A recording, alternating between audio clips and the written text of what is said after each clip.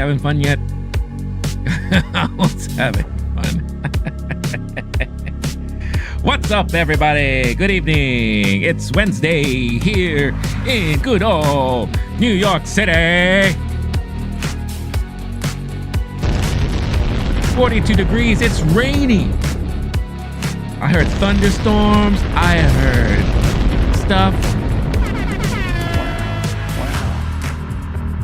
It's chilly. April showers bring May flowers. Na, na, na, na, na. Shut up, stupid. What's going on, everybody? Happy Wednesday. Happy hump day. Happy rainy, cold, chilly spring day. I am coming to you live, as always, here in the good old borough of Queens, New York. It is now 7:07 p.m. and we got some stuff to talk about. A lot of news dropped within literally like the last 3 to 4 hours. You got our Silver Surfer for the upcoming Fantastic Four being cast. You got news about a new Matrix movie in the works. Lynda Carter talking about Wonder Woman 3. Dial of Destiny losing Disney tons of money. A lot of stuff to talk about. Plus, the new episode of X-Men 97 dropped today. I was able to watch it earlier, and I'll be giving my recap and review of that episode. And a movie I watched yesterday that I guarantee not a lot of you know about. But since I'm kind of doing this Alex Garland film retrospective between myself and Blake of the Movie Time podcast, and we're going to be talking about it in our newest episode, there's a movie that he wrote. He wrote the screenplay for, and it came out in 2007. It was directed by Danny Boyle, same director he teamed up with for 28 Days Later. Is it 28 Days Later? Yeah. And it was a surprising movie because, again, I've never heard of it until what I'm doing now. And the cast in it is so amazing when you look at it on paper today, because a lot of these people have made huge names for themselves since this movie came out. The movie is called Sunshine, and I watched it yesterday, and I'm going to be talking about that movie today. No binge of the week, because I haven't had a chance to watch any shows or anything streaming-wise as far as series is concerned. So hopefully I can get back on that when things calm down a bit. I've been working on a lot of things behind the scenes, personal and also for the channel and what have you. So hopefully I can get back to that segment in the next week or two, because there's a great handful of shows on streaming that I haven't had a chance to watch yet. I've been dying to watch. It's just I've had no time. So hopefully I can get some of that time back.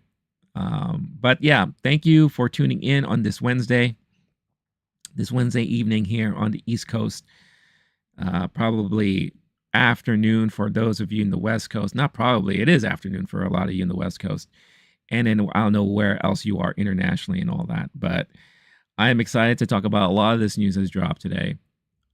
Plus, oh my gosh, I have to do this live. I haven't had a chance to do it yet. And normally I probably would have done this as a separate video, as a reaction video. But I keep talking about this new POOHNIVERSE that's being worked on from the makers of Winnie the Pooh, Blood and Honey. They recently announced that Part 3 has been greenlit.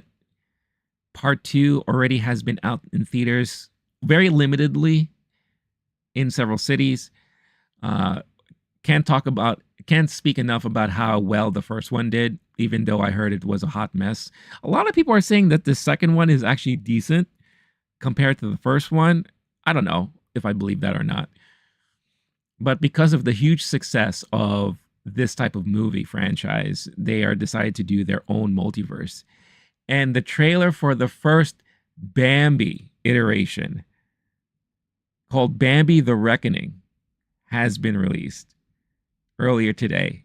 And I have to do a reaction to this. It's just a teaser, so it's not like a full-on, regular trailer like we normally would get.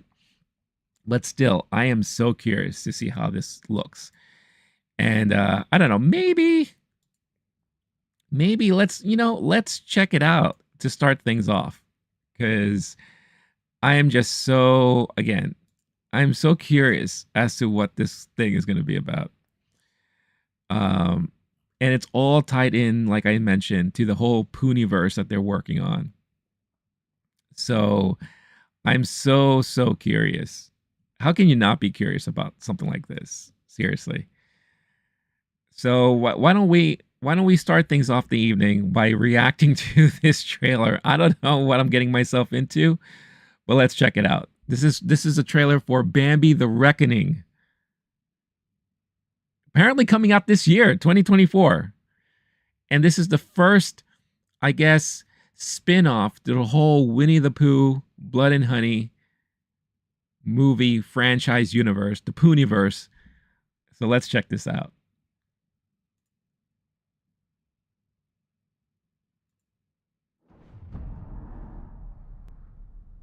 All right, we're in the woods. I don't know what this bait is. What are they baiting here? Oh! Or someone using this as target practice. You ever shot a deer? No. Does it look like I've shot a deer? Motherfucker. Yeah. Uh-oh. Once.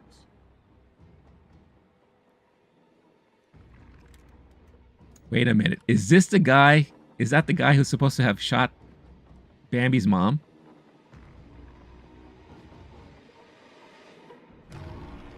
Bambi the Reckoning! Yo, what the?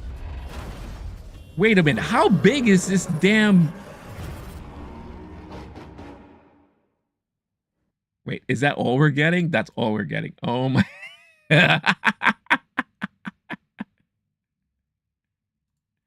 Okay, first of all, how big is that damn deer? That thing is like bigger than the damn car. And it looks insane.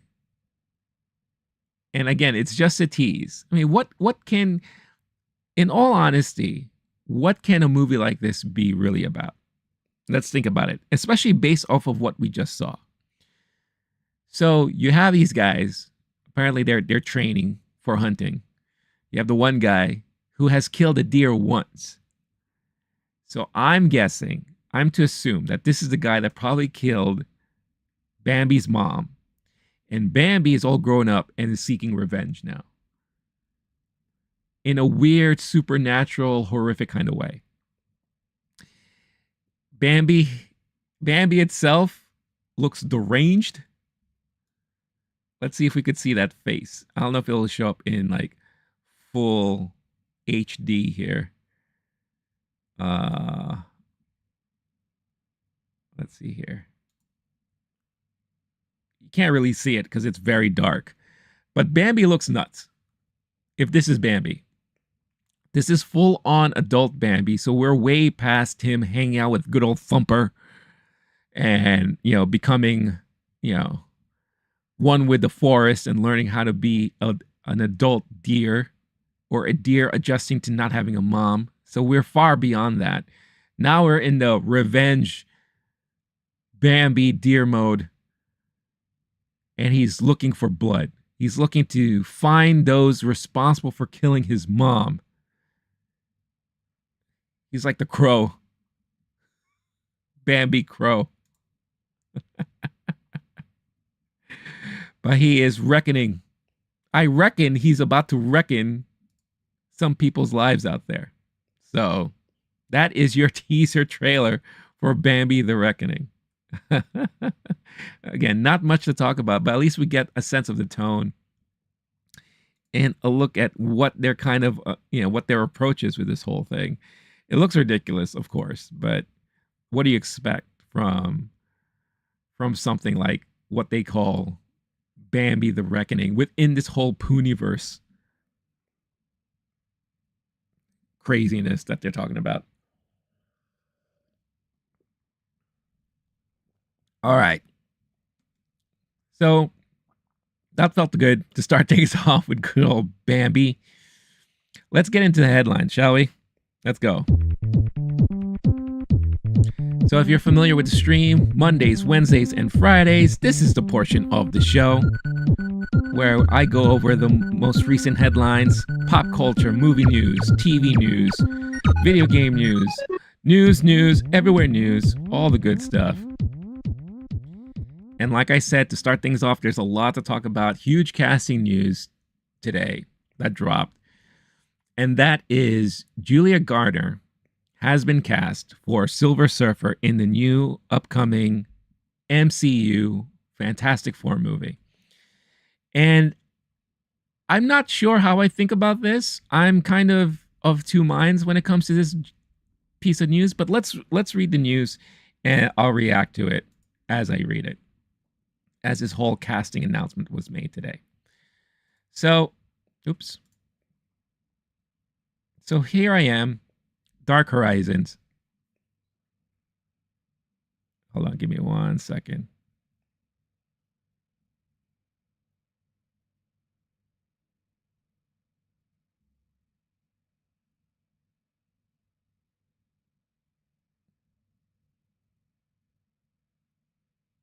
Sorry. I was just checking some stuff here. All right, let's get into this. So, Emmy winner Julia Garner of Ozark and Inventing Anna fame. Y'all, if you've watched those shows, you know exactly who Julia Garner is. And I really personally think she is a fantastic actress, no pun intended. But her role in Ozark was fantastic. She went out like a boss at the end of that series. Spoiler alert, you know, she caught the business. But she went out the only way her character would. Even though it would have been nice to kind of see her go all the way through. And I didn't watch Inventing Anna. And I know everyone who remembers that series, all they could ever talk about was the crazy way of talking that she was doing. But that was supposedly based off of the real person who this story was based off of. She also was in this movie that came out last year, very limited type of limited run movie, very independent movie. I didn't have a chance to see it, but I've been wanting to watch it. According to Blake, it was a pretty good movie. So I definitely want to check it out. So I have no doubt that she is a great actress. I mean, I've already seen it myself. So Julia Garner has been set to play the Silver Surfer in Marvel Studios' upcoming The Fantastic Four film. Garner will reportedly oh my gosh, I am just like on a whole other level right now. I'm sorry. Garner will reportedly play Shalla-Bal, a version of Silver Surfer from the comics. The Silver Surfer in the comics is the silver skin herald of the planet devouring Galactus. Anya Taylor-Joy was previously rumored for the role late last year. Whilst that was reached, the reports of a female Silver Surfer are accurate and true to the comics, as several women have served as herald of Galactus. Garner joins a cast that includes Pedro Pascal as Reed Richards, Vanessa Kirby as Sue Storm, Joseph Quinn as Johnny Storm, and Eben Moss-Backrack as Ben Grimm, aka The Thing. WandaVision and Monarch Legacy of Monsters producer Man Shackman is directing Marvel's Fantastic Four reboot that aims to shoot at Pinewood Studios in London this summer ahead of a May 2025 release. Josh Friedman, Jeff Kaplan, Eric Pearson, and Ian Springer penned the script. Garner will next be seen in Blumhouse's and Universal's Wolfman film and the Paramount's thriller Apartment 7A. So she has a lot of projects in the work upcoming. So people will get to be a little bit more familiar with her if they are not already, especially from her roles on Netflix with those shows I mentioned earlier. So I'm sure a lot of people are like, wait a minute, Silver Surfer is not a woman. How dare they? Well, you know, stop it. Get over it. And I know the most common, and I'm sure most tonal and thematic reaction you're going to see on the internet right now is, oh, here we go again. We're casting a female for a male role, blah blah da da da da, da all that. Now I kind of blame media outlets and myself included. If you look at the title of this stream and the thumbnail, everyone's alluding that she is the Silver Surfer and not this Shalla-Bal character, who is from the comic books, right? So I think it's worth just exploring who this character is in the comic books, how she became a herald of Galactus, so on and so forth. Doesn't necessarily mean we're not ever going to be getting the true Silver Surfer, but we're getting a version of him. And more so now than ever, it does feel like, and it appears that the main protagonist of this movie is going to be Galactus, as it should be.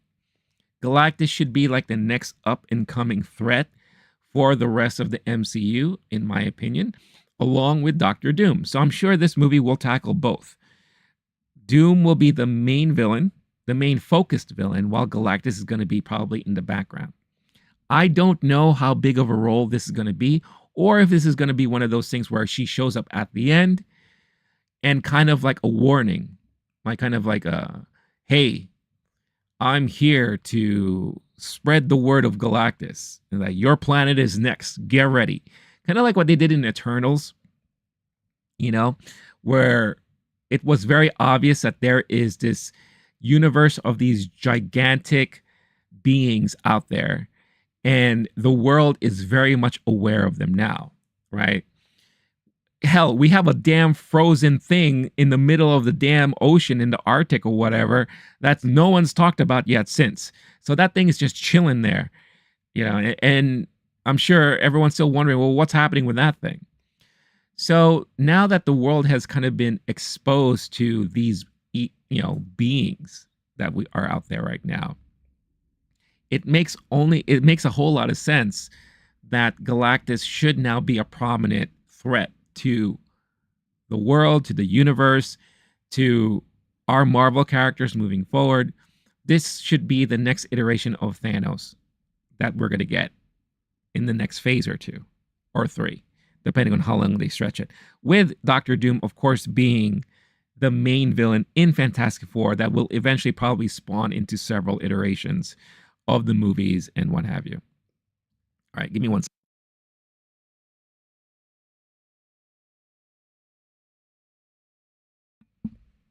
All right.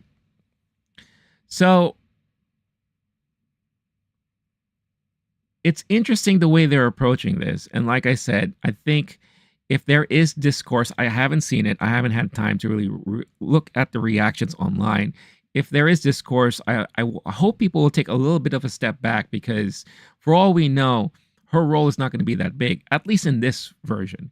Maybe she's going to be bigger in future versions, in like in the sequel movie, or maybe she's going to show up again in a combo movie or conglomerate movie, whatever the case is, right? But let's read a little bit more about Shalla-Bal, the character themselves, to see like if this really all makes sense, right?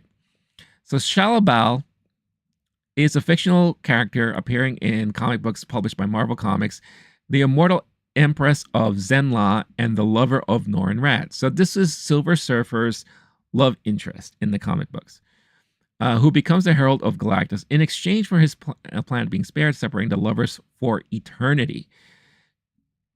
Now, she did show up in the animated series Silver Surfer back in '98.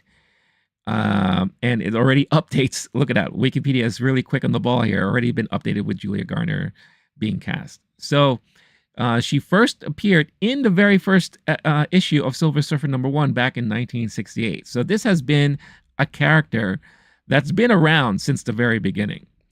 But I'm sure generic audiences won't know that, because a lot of these people haven't read all the comic books, right? Even myself, who I was a fan of Silver Surfer growing up, I read some of the individual comics that they put out, the limited series. I keep mentioning one that was drawn by this great sci-fi artist, Mobius.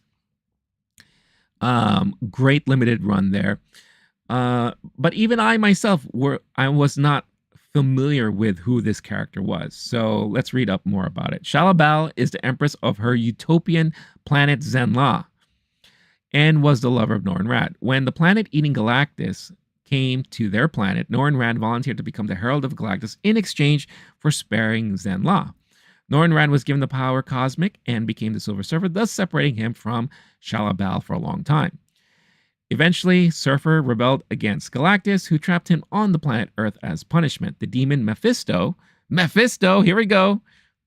Everyone loves bringing up Mephisto, who desires to defeat the Surfer and steal his noble soul, sensed the anguish of the separation within him, and used Shalla-Bal as a pawn in his conflict with Surfer.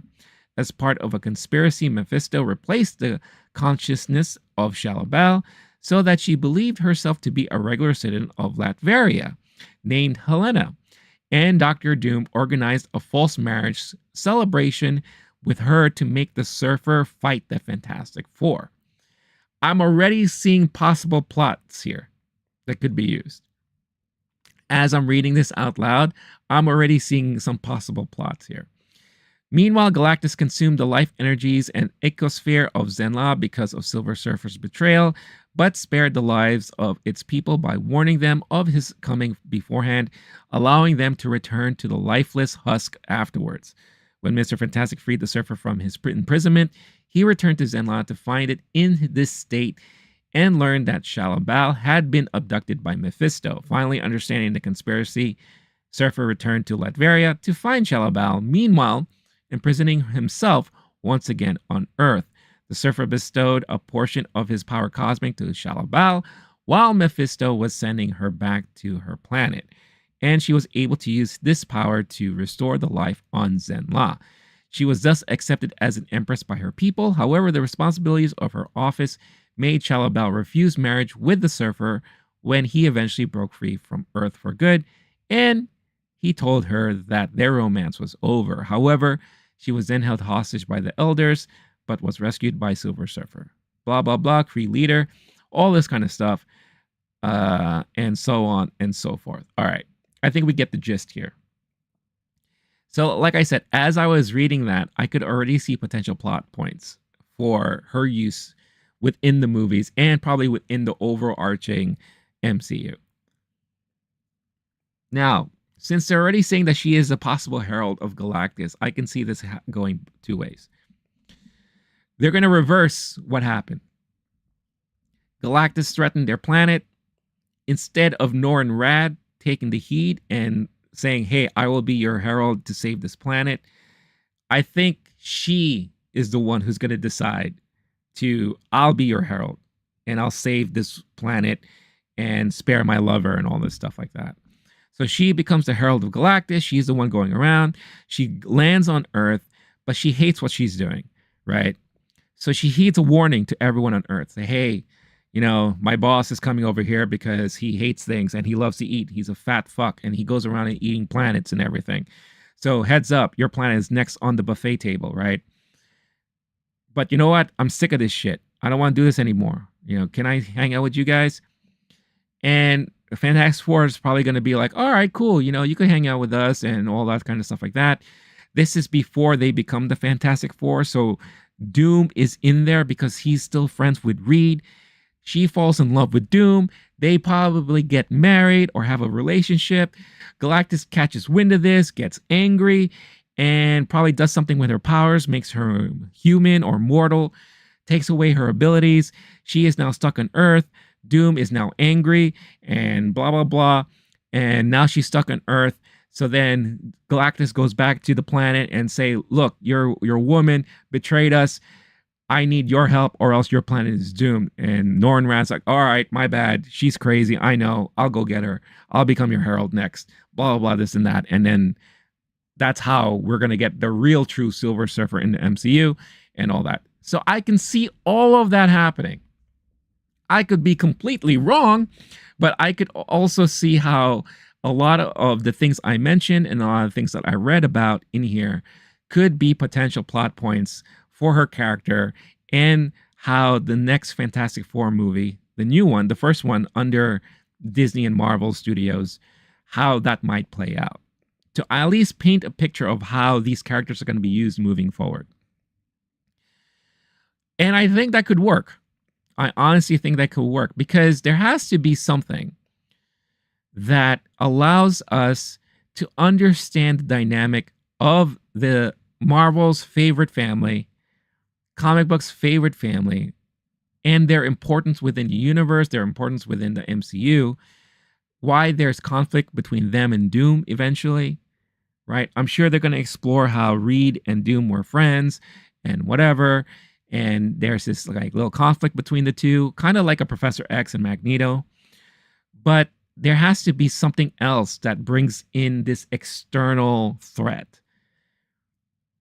And by using her as the first herald, because remember, if you're familiar with the comic books, Galactus has many heralds, numerous amounts of heralds, to scour the universe and look for potential food, right? Because again, he loves devouring planets. He's a hungry fuck. He has to eat 24/7. So he needs people to go out there and, you know, find where his next meal is going to be. So she's probably going to show up, not want to do this anymore, you know, try to plea with Earth's mightiest heroes, and they're going to try to help her out. Doom is probably going to be like, yeah, I'll help you out. I don't like this guy who you're talking about. I'm getting angry. Find a way maybe to kill Galactus or fight for his love of Shalla-Bal. And that's going to cause a rift. And then probably Reed's going to be like, Doom, what are you doing? You're crazy. Fuck off, Reed. This is for my woman. And then that's going to cause the whole conflict. And that's what's going to cause probably Galactus to be like, all right, Earth is next. That's it. I'm done. I'm hungry. I'm starving. I need my next meal.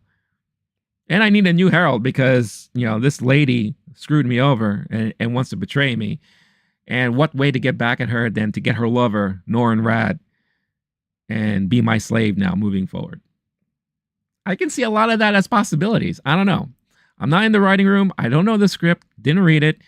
But I can see at least how they could take bits of these things, these ideas, and transform it into a potential story plot element within the Fantastic Four movie and within the MCU.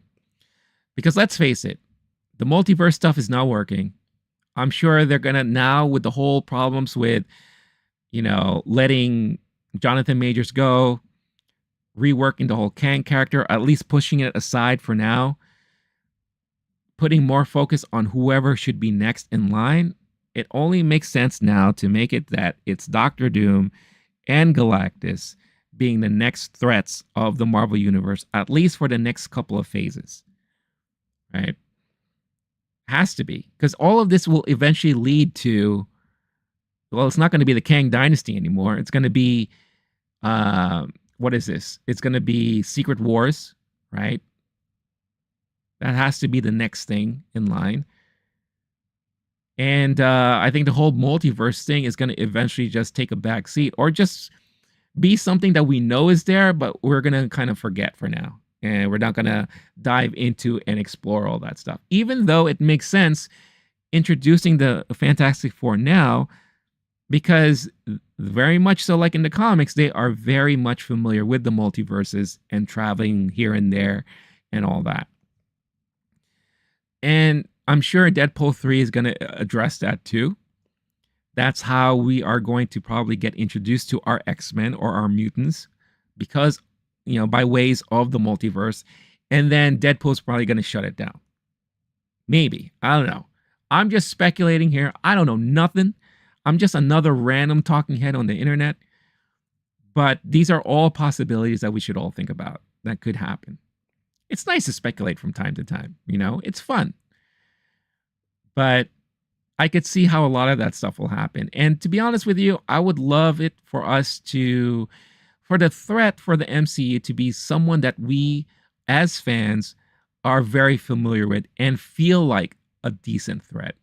The way they were kind of carrying the whole Kang thing and the multiverses and how there are multiple versions of Kang all throughout the timelines, is kind of interesting on paper, but then when they were executing it, it just didn't seem that enticing anymore. If anything, it caused more confusion, I would say. If you had one person, like a Doom-like character, that is a main threat, and then you have this pending thing coming, lurking in the background, on its way, like a Galactus, who's very much like a Thanos-like kind of threat. Because Galactus is this monstrous, eternal kind of being. And not one group of superheroes can easily take this thing down. I mean, look how much what was that? That Biomat or whoever that big, eternal being was in the Eternals movie, how even that group were so threatened by that thing. There was no way they could have gone toe-to-toe with it, right? It took a lot of them and a lot of power for them to even stop the birth of this other thing that's now hanging out in the damn ocean. So it's going to be really interesting to see how it plays out. Or I could even see it in a way where, Galactus sends this, version of Shalla-Bal to Earth to maybe free this stuck Eternal that's halfway born out of the damn ice over there. It's like, hey, that's my brother. That was supposed to be my baby brother. We need to free him from the water. I don't know. Could be a lot of numerous things. I hope they do eventually address it, though, because it is kind of weird that as Earthlings, as people of the Earth, will be so accepting of the fact that there's this strange thing just hanging out, this giant statue, memoriam of the Eternals, just hanging out in the ocean. But I don't know. So much speculation, so many things that could happen here. Bottom line, Julia Garner, who I feel is a great actress, is going to be Shalla-Bal, Herald of Galactus. I guess a Silver Surfer adjacent character. Not exactly Silver Surfer himself, but Silver Surfer adjacent. And she's going to be in the Fantastic Four movie. I'm pretty happy with that. I'm very happy with the casting of this movie so far. I understand the whole Anya Taylor-Joy, which could have been interesting too, but I think her schedule got way too crazy. Especially now knowing that she's going to be in the Dune universe. And she's Furiosa. I think her schedule got to be a little bit too crazy that she could not commit to a long-term commitment with Marvel Studios. Because, whenever they sign someone new, that person is probably stuck for a multitude of years and a multitude of projects and films within that period of time. So you're signing a huge commitment to be around Marvel for a long time. Someone like a Julia Garner, who doesn't really star in a lot of things, probably has that time and commitment to do so. But Anya Taylor-Joy is just too busy right now. She has too many things going on. I'm sure a lot of you can say, well, what about Pedro Pascal? That dude is in everything too. He's making it work, and they're working with him on this. Why? Because he has that name. He can do that. I think Marvel Studios is working on his schedule because they want him in this movie. Bottom line. And then with everyone else involved, I'm sure their schedules can be very flexible, because this is going to be their major projects moving forward. This is what's, in all honesty, is going to help pay the bills, so that it allows them to do those indie movies that they want to do, or work with these other directors that they want to work with, where they won't normally get the dough and the bag that they would probably get if they weren't in a Marvel production. So I like it. I'm a big fan, big fan. So I have no qualms with it whatsoever. But I'm sure there's going to be enough discourse online about it, or back and forth and weird, takes on it. But it is what it is. That's what happens in the world, especially when you're involving pop culture, comic books, and the like that. So that's that. Now, in other comic book superhero movie news, it now looks like we have our director for the James Gunn's Supergirl, within this new DCU that's being worked on. And that is Craig Gillespie has been tapped to direct Supergirl. So I'm back here again on Dark Horizons. Gillespie in talks to direct Supergirl. Cruella and I, Tonya filmmaker Craig Gillespie has begun talks to direct the live-action Supergirl film adaptation at Warner Brothers Pictures and DC Studios. The project is aiming to begin filming this fall and will mark the first of the new DC Universe projects to film after work wraps on James Gunn's currently shooting Superman film late this summer. House of the Dragon breakout Millie Alcock won the role of Supergirl and is expected to appear in another DC project before making her debut in Supergirl. I'm pretty sure there's a good chance that she's going to show up in James Gunn's Superman. The film will be based on Tom King's 2022 comic book series Supergirl Woman of Tomorrow, with Ana Nogueira adapting the script. Gunn previously described the film thus: Supergirl was raised on a rock, a chip off Krypton, and watched everyone around her die and be killed in terrible ways for the first 14 years of her life, and then came to Earth when she was a young girl. She's much more hardcore. She's not exactly the Supergirl we're used to seeing. Gunn and Peter Safran are producing, whilst Chantal Nong is executive producing. So, if you saw Cruella, I actually really liked that movie. Cruella was like a really nice movie, well done. Saw it in theaters around, again, asterisk, slap that asterisk on it, during a time when not a lot of people were going to movie theaters at the time. But it was a fun ride. Emma Stone was great in it. And quite honestly, I felt the directing was very solid. I, Tonya, another great movie. I love that film. So many good people in Sebastian Stan, Margot Robbie. A lot of great talent in that film. And I thought, again, very well directed as well. So I am very intrigued into this casting for this director, for this film, for a hardcore Supergirl. He knows how to direct very strong female personalities. If you think about it, I, Tonya, with Tonya Harding, the type of personality that she is and the way she portrays herself, very strong personality. Cruella, again, Cruella DeVille, very strong personality. So if we are looking at a Supergirl that is not the fluffy Supergirl like we've gotten maybe in the CW series, or dare I say, go back to the 80s Supergirl movie, the cousin of Kal-El there.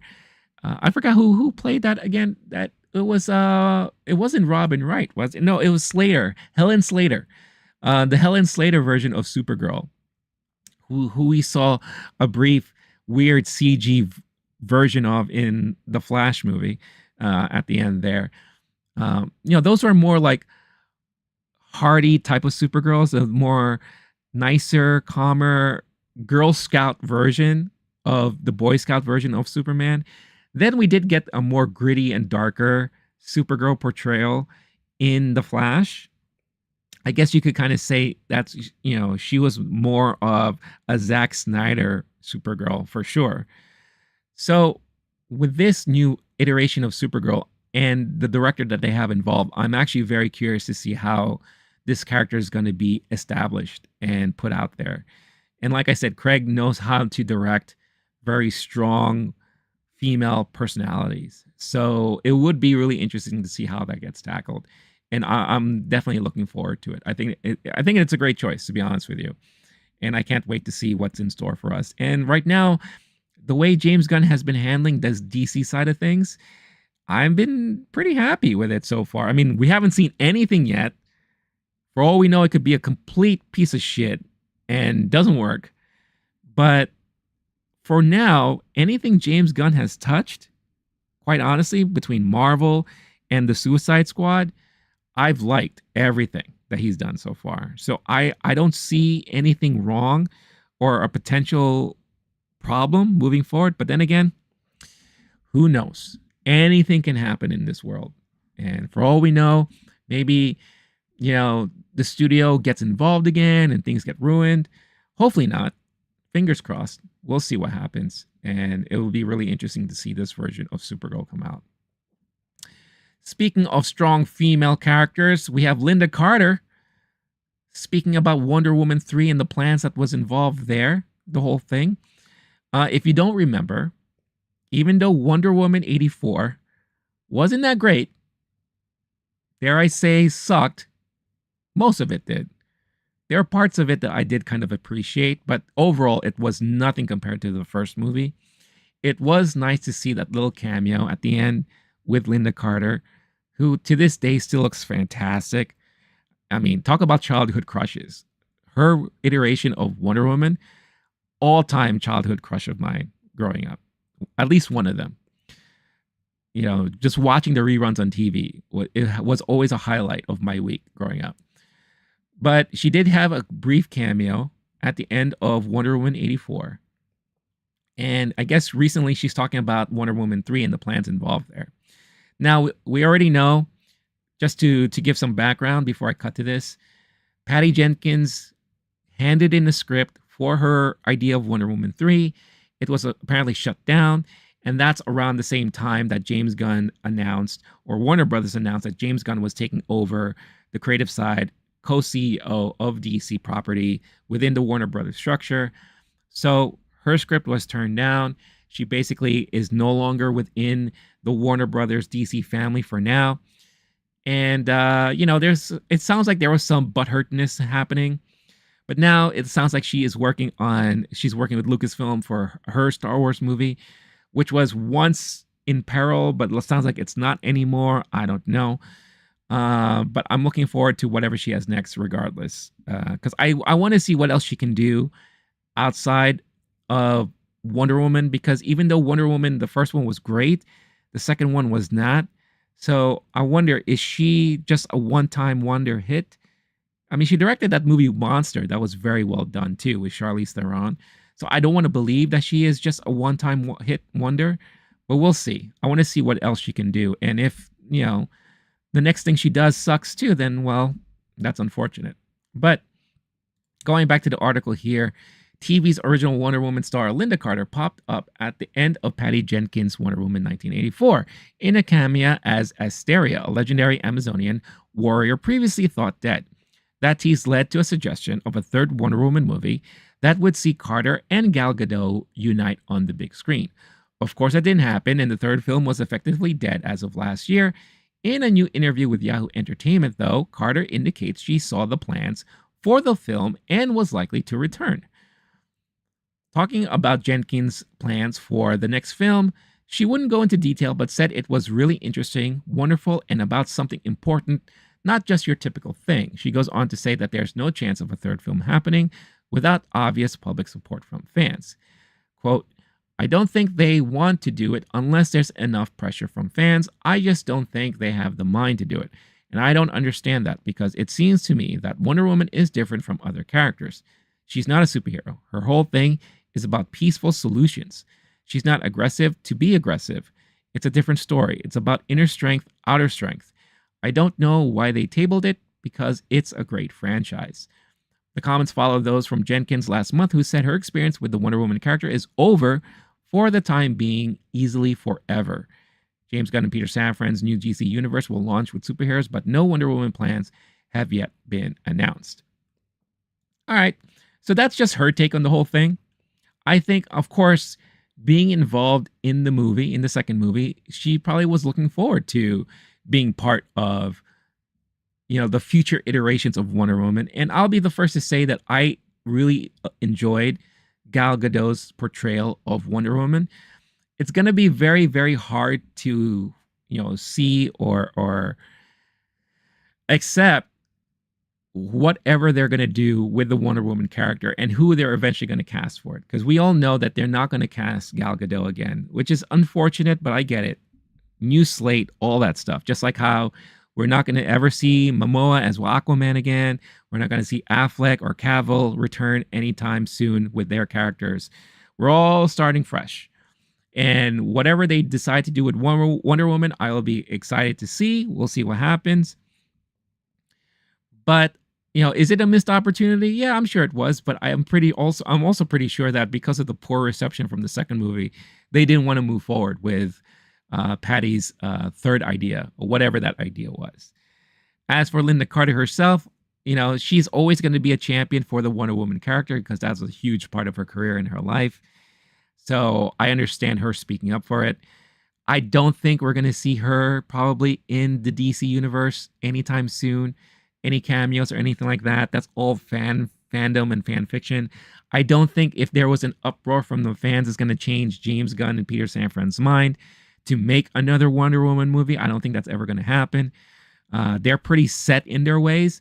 And if there's one thing that we should all know by now, James Gunn doesn't succumb to the pressure from the fans. I've never seen him do so.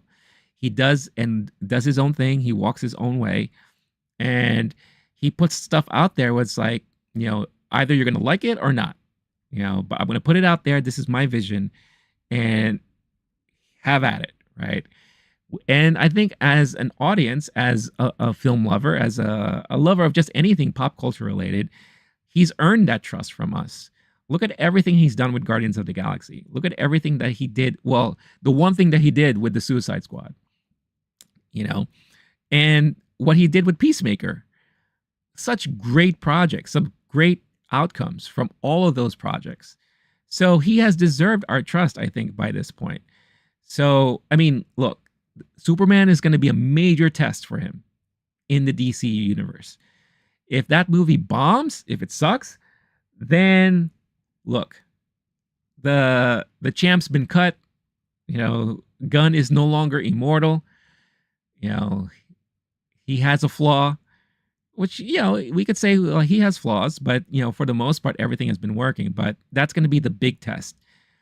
But if Superman turns out to be amazing, then hold on, strap in, because everything else that he pitched out there, that he put out there, those are going to be must-watch projects of his. And I'm interested and can't wait to see. So will we ever see a Wonder Woman again? Of course we will.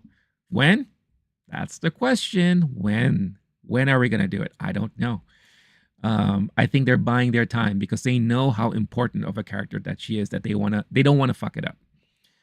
And I think as of right now, maybe what they're going to plan to do is that have her as a character that will maybe pop in and out of certain movies and projects until they can figure out a proper solo storyline with her. And I'm sure a lot of you who are fans of Wonder Woman out there will say, well, there's so many storylines that could follow in the comic books. Sure, they can. But it doesn't have to, it's not in the cards right now. Not saying that they're not going to do it. It's just they need to hit a home run or two off the bat. And they all know everyone is waiting for Superman. Superman. They need to have a new Superman movie, and it needs to hit. Once it hits, and once it does well, then it allows them freedom or the confidence to now tackle the rest of the major characters or the Holy Trinity. Because Gunn has also said that even though we have Matt Reeves' Batman, that's not the Batman in his universe. So we're going to get a new Batman. There's a lot of talk about the guy who's in Reacher, Alan Richman. I think that's the actor's name. How he keeps saying out there, he's putting out in the universe that he would love to play Batman in James's DCU. So we'll see if that ever comes into fruition. I don't know if that's a bad thing. I've never watched Reacher on Amazon. I hear good things about it. And there's a reason why that show is very popular. And if it's because of him, that could be cool. That could be a big thing. But there will be a new Batman, and eventually there will be a new Wonder Woman. We'll just have to wait and just put our trust in James Gunn to see how that's all going to turn out. We'll see what happens. Now, the other big news that really came out today, which I'm surprised, but at the same time not surprised, because I feel like Warner Brothers, now that they've kind of figured some stuff out and they've been kind of stopping, they're stopping the bleeding with stuff that has not been working well, but they're putting so much money on. I think they're trying to really put a lot of focus on their main franchises that have worked in the past, right? Outside of like the DCU and all that. They got Dune, that's doing really well for them right now. And, they're doing other things there, but The Matrix. So they announced today that there is going to be a new Matrix movie in the works. And they have Drew Goddard writing and directing. So I am here on The Hollywood Reporter, Filmmaker approached Warner Brothers with a new idea to extend the franchise known for its pioneering visual effects. Of course, that is The Matrix. Warner Brothers is heading back into The Matrix, and this time Drew Goddard is leading the charge. Goddard, the fan favorite writer-director whose credits include The Martian, Cabin in the Woods, and World War Z, has been tapped to write and direct a new Matrix feature for the studio. Warner's announced Wednesday. That's today. This will be the first The Matrix film not to directly involve creators Lana and Lily Wachowski, though Lana Wachowski will act as an executive producer on the new installment. I feel like that is contractual at this point.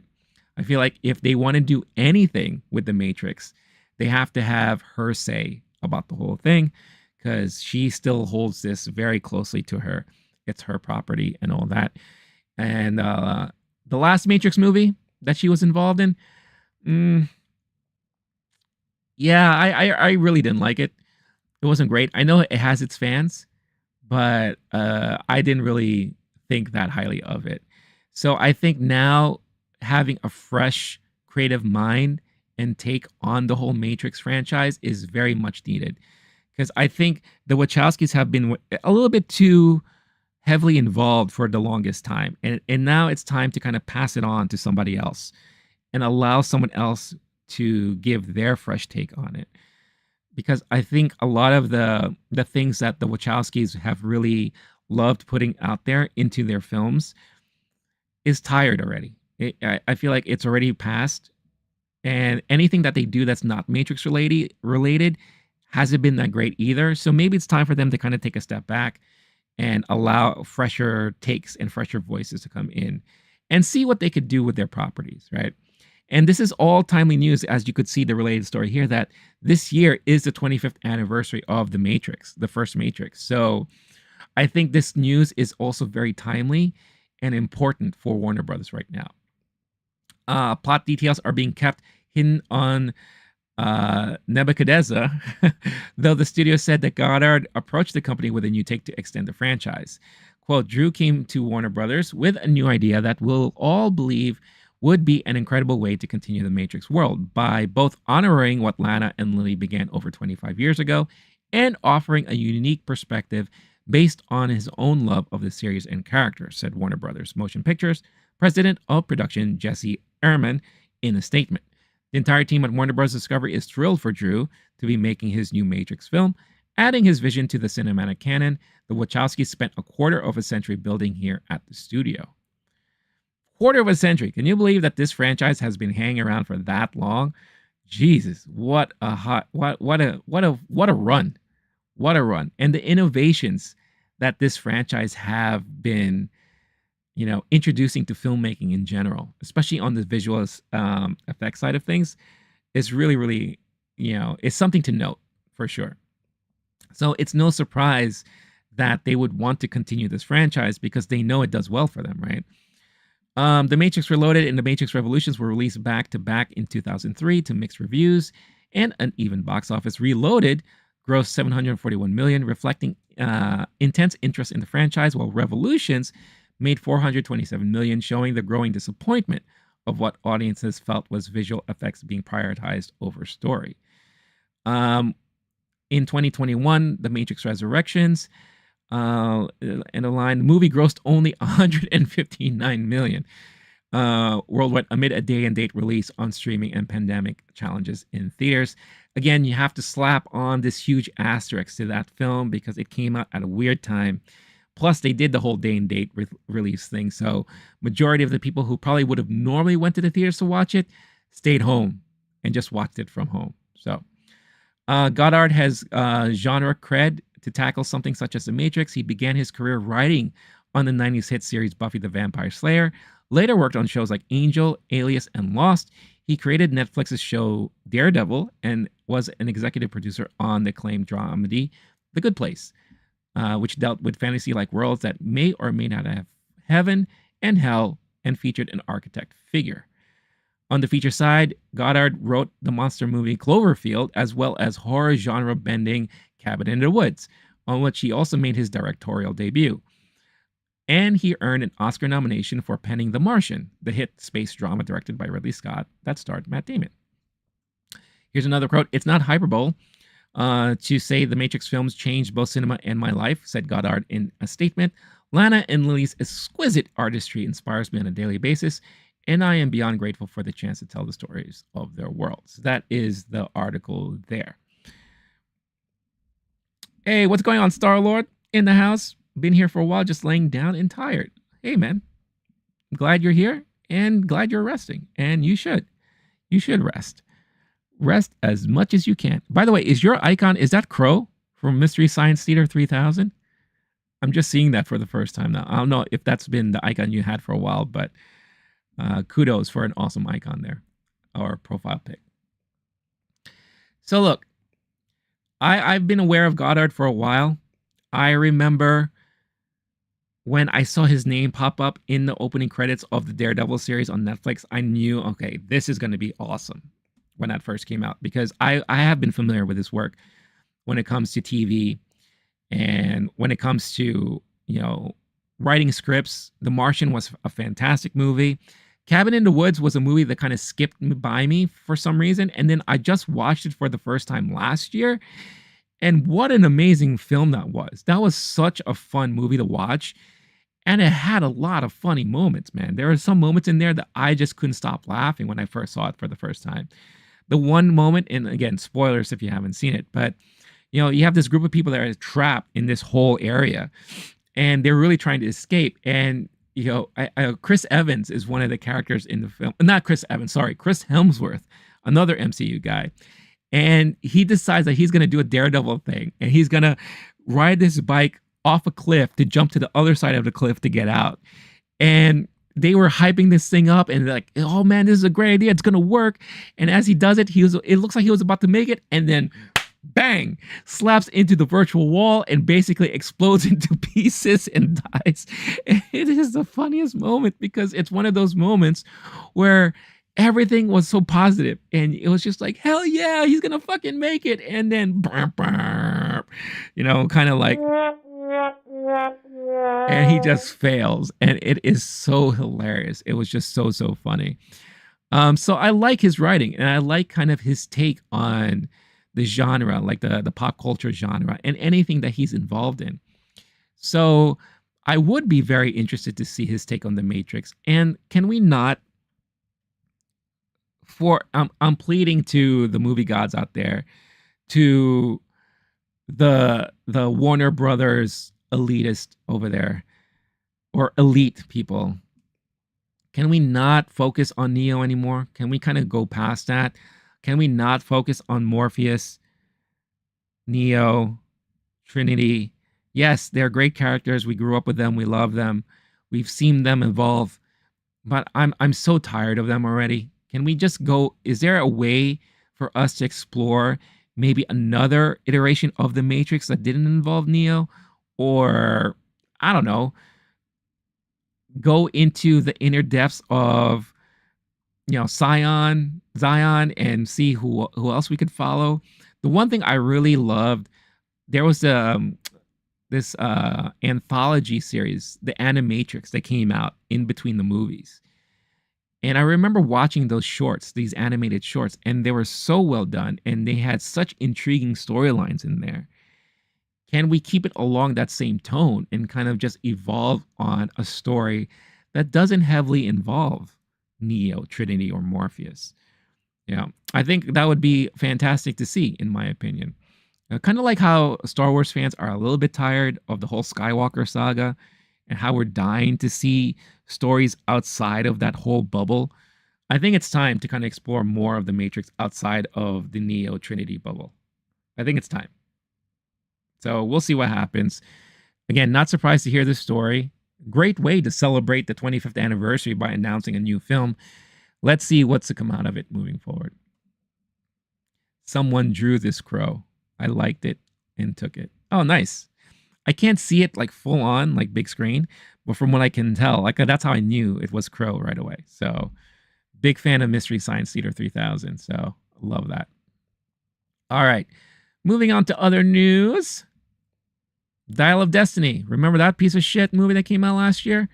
Well, guess what? It lost Disney $134 million. That's right. Here on Dark Horizons, a new report at Forbes indicates that in the wake of financial report disclosures by Disney, it seems that James Mangold's Indiana Jones and Dial of Destiny lost a small fortune for the Mouse House, or the house that the mouse built. That's what I like to call it.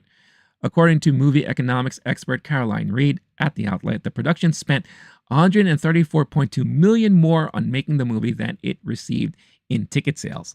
The filings revealed that with the post-production numbers in, the movie's total budget came to an astonishing, drumroll please, $387.2 million.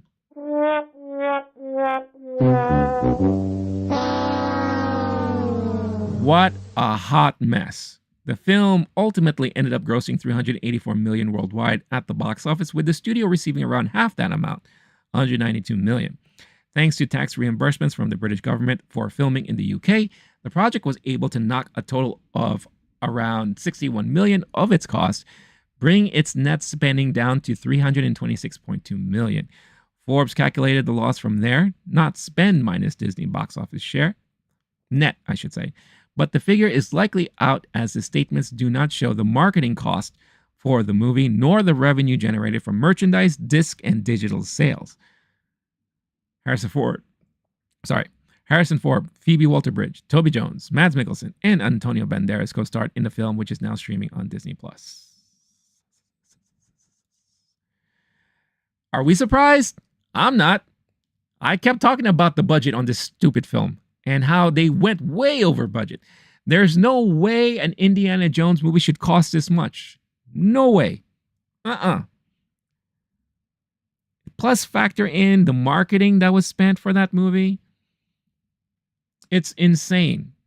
And the majority of the money, I think, that came in during the production was reshoots and last-minute changes. Because I think I remember reading somewhere that they spent maybe $80 million to $100 million because of reshoots or something like that. I could be wrong. Don't quote me on that. But regardless of the fact, no Indiana Jones movie should ever cost over $300 million. Dare I say, no Indiana Jones movie should ever cost over $100 million.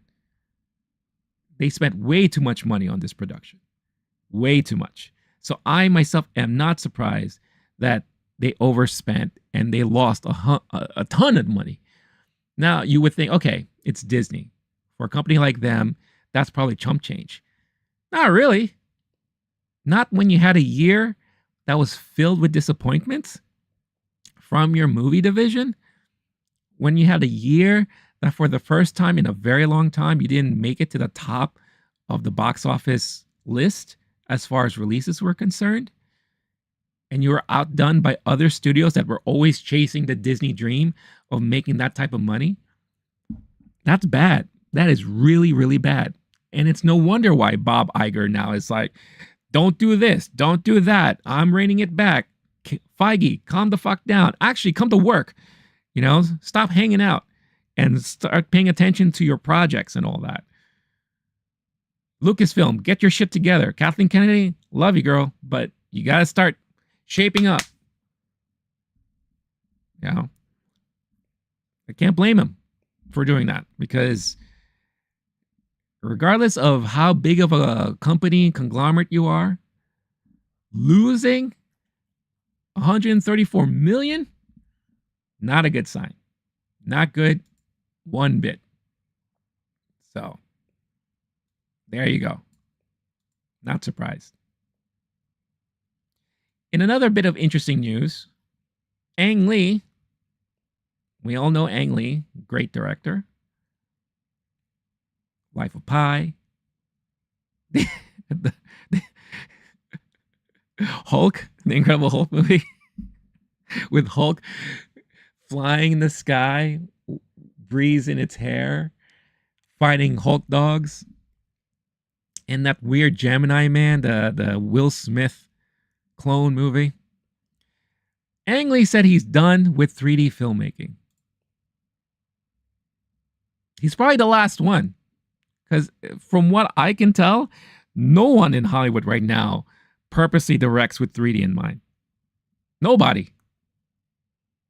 That 3D thing is a product of the past right now. You know, if there is a movie that is out in 3D, it's because all that was done post-production. It was not with the filmmaker's intent to have a 3D movie. Not anymore.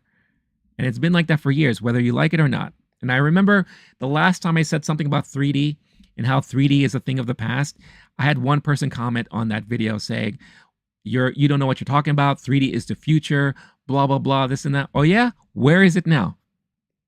How many movies that come out on a weekly, monthly basis are available in 3D at your local cinema? Remember when 3D TVs were such a big thing? Look at all the current TVs in the market right now. Is any one of them promoting 3D at all? Nope. Now everything's virtual reality, which is kind of like a 3D thing, right? It's a atmosphere, it's an experience. But 3D, like 3D films, that's done. It was a fad. Hate to say it, but it was a fad. Just like how it was when it first got introduced, what, in the 50s? And then again redone in the 80s, early 90s. It's a fad. They keep trying to bring it back over and over again. And yes, technology has improved. And technology has, you know, shown that 3D can be done better. Nintendo made it so that you could have 3D without wearing any glasses with their 3DS.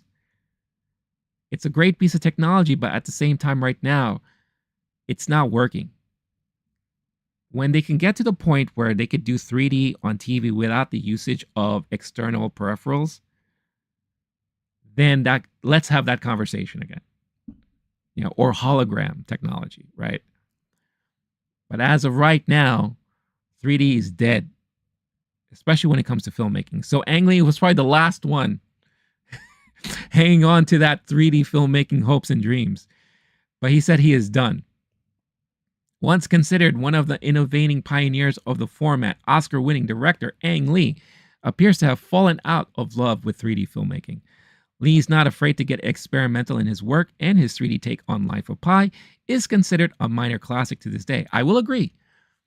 I saw Life of Pi in 3D, and it was phenomenal. I would put it right up there with, let's say, Avatar. The first Avatar movie, even the second Avatar movie. The usage of 3D in those two movies and Life of Pi is probably the best ever 3D I've ever seen. Everything else, you could tell was just an afterthought. And you could tell by the way the film feels when you watch it. And it doesn't scream 3D like it should. These films were made with 3D in mind, and it shows. So I will agree that Life of Pi is probably one of the last films. Well, no, Avatar 2. These are the last films that really utilize the technology well. Going back to the comments, I liked it. Sorry. Didn't know the 50s had 3D. Damn boomers.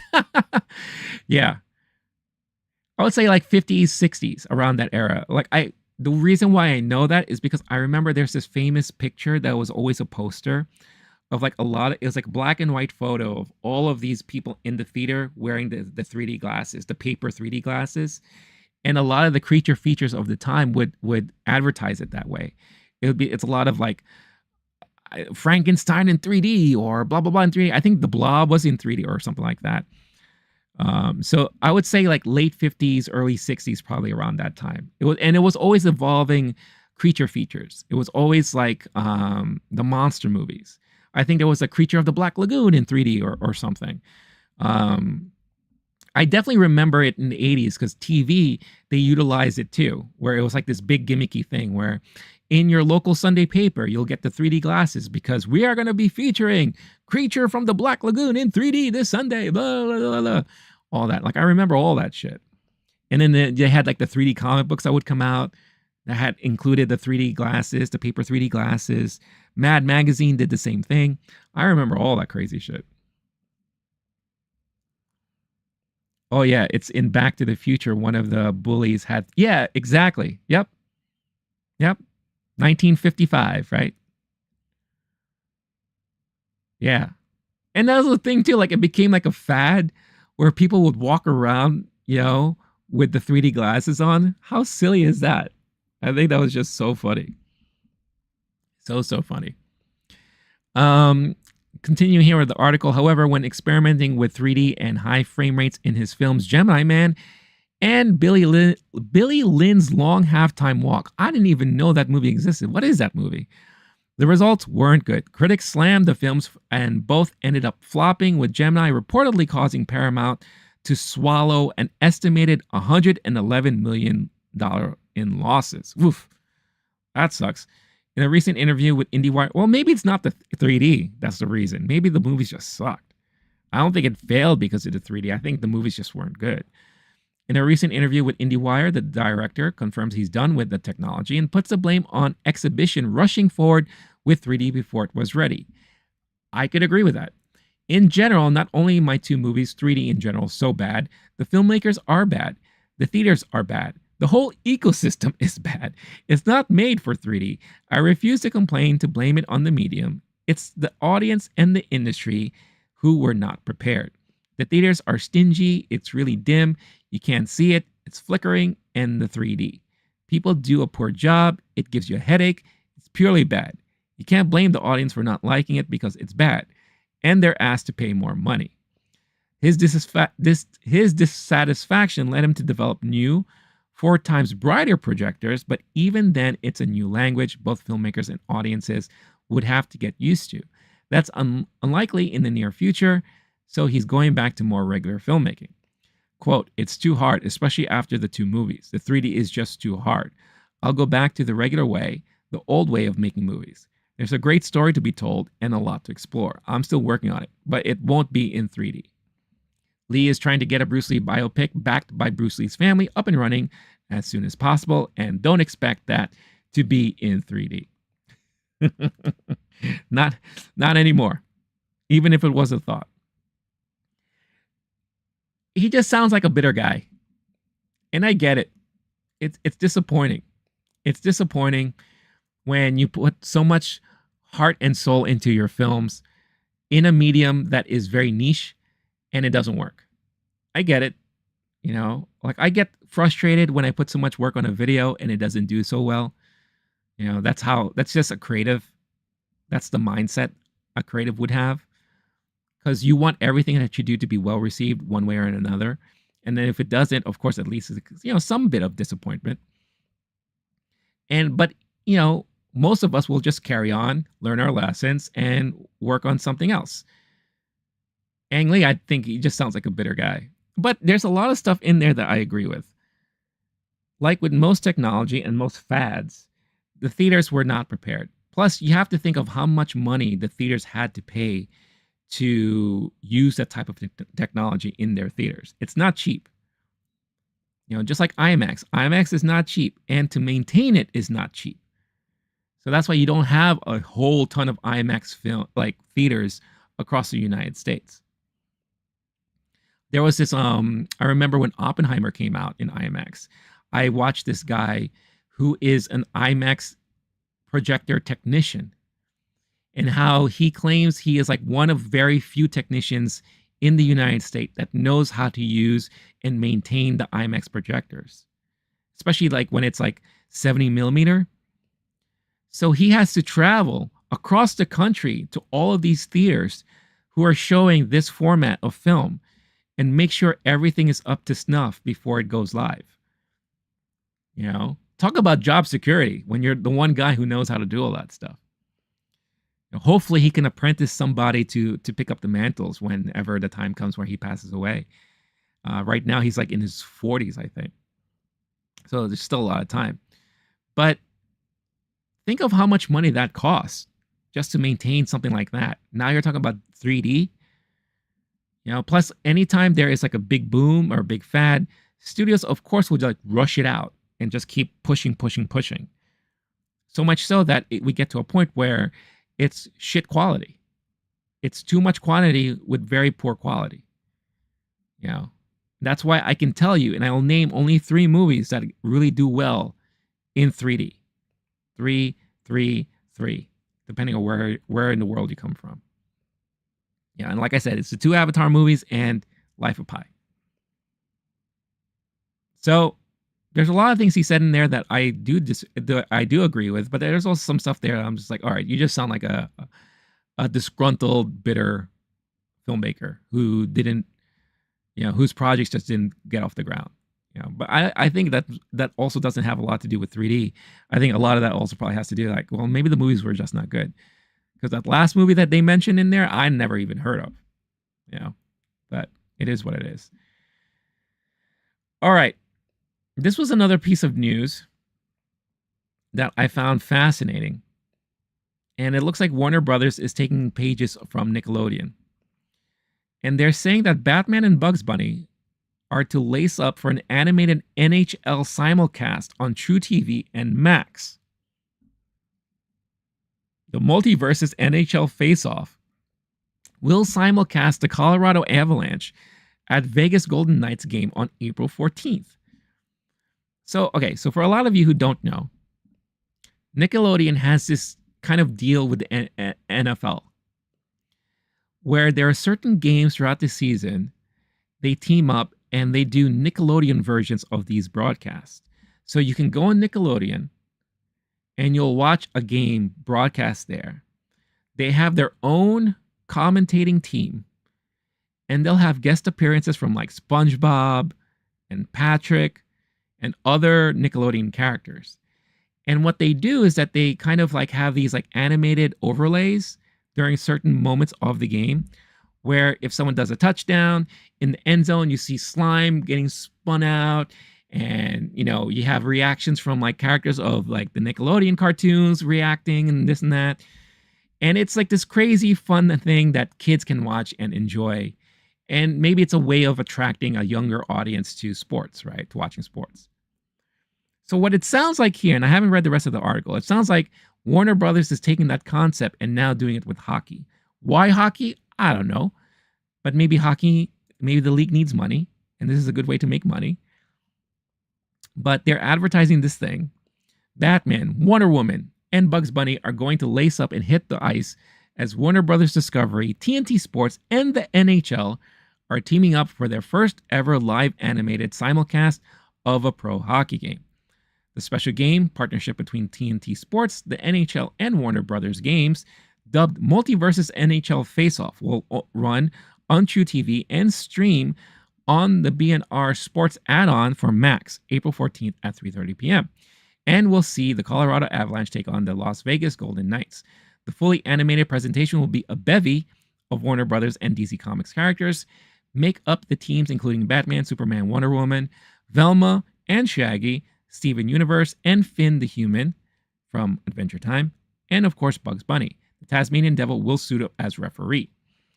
The animated characters will play alongside cartoon avatars of some of the top players from Avalanche and Golden Knights in virtual environments plucked from the Multiverses game developed by Warner Brothers Discovery's game studio, including the Space Jam Court, Sky Arena, and the Adventure Time Tree Fort. The Multiverses game will be released in May 28th. I should say re-release, because this was a game that has already been out. Then it shut down for a little bit, and now they're coming back this year.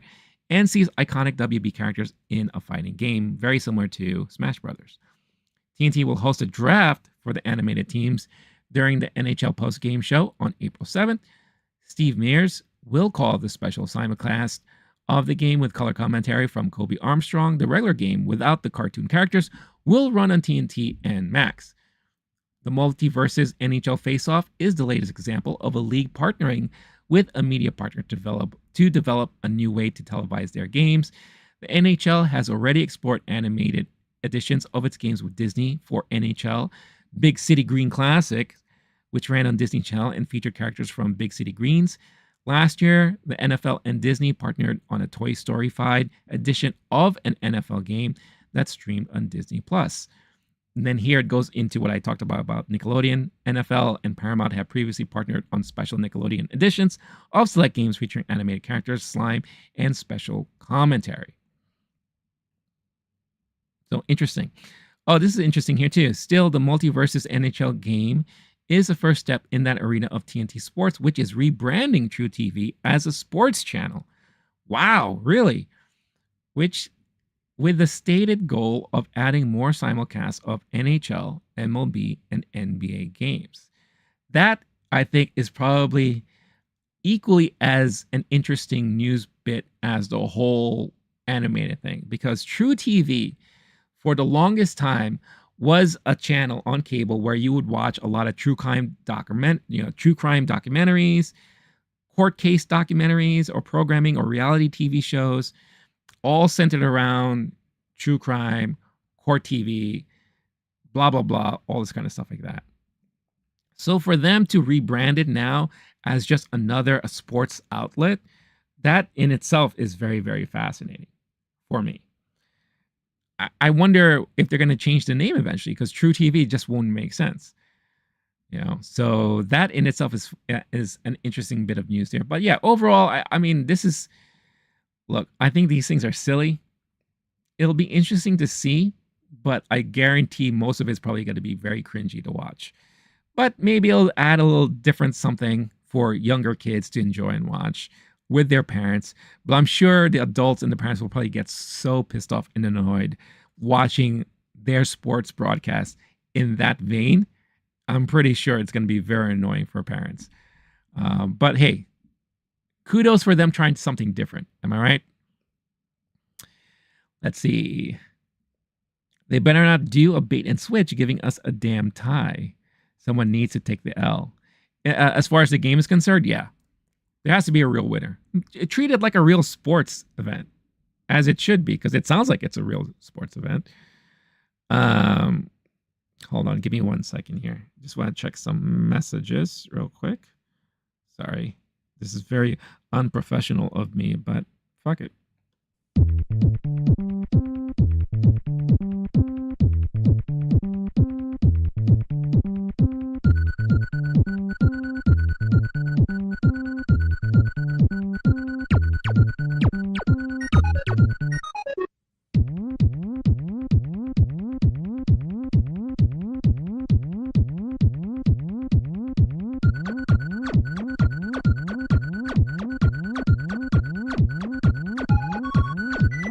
Sorry guys, just give me 1 second.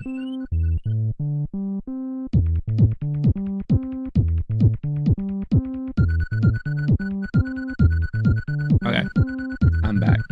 Sorry, just had to check some messages real quick. So yeah, I'm sure that'll be fun and interesting. All right. Last bit of news before I go into some of my recaps and reviews here. Marvel, it's officially announced that they are developing a season 3 for X-Men 97, which I'm not surprised, given on how well received the series has been so far. Brad Winderbaum, the head of streaming television, head of streaming television and animation at Marvel Studios, has confirmed that the recently acclaimed hit X-Men 97, is getting a 3rd season. In an interview with comicbook.com, Winderbaum casually confirms that the company is developing season 3 of the series. Before now, Marvel would only confirm they were in production for the 2nd season and wouldn't confirm anything beyond that. This guy here from Screen something, wearing the Magneto helmet, has been very distracting. When series creator Bo DeMaio was fired ahead of the series premiere, the reports indicated that he had completed writing duties on the 2nd season and had been discussing loose ideas for season 3. Now, though, the 3rd season will mark the first from a new creative chief and head writer, one who has yet to be announced. And earlier rumors suggested Marvel Studios has plans to continue the series for up to 4 seasons. So, with that being said, look, I'm enjoying this season so far.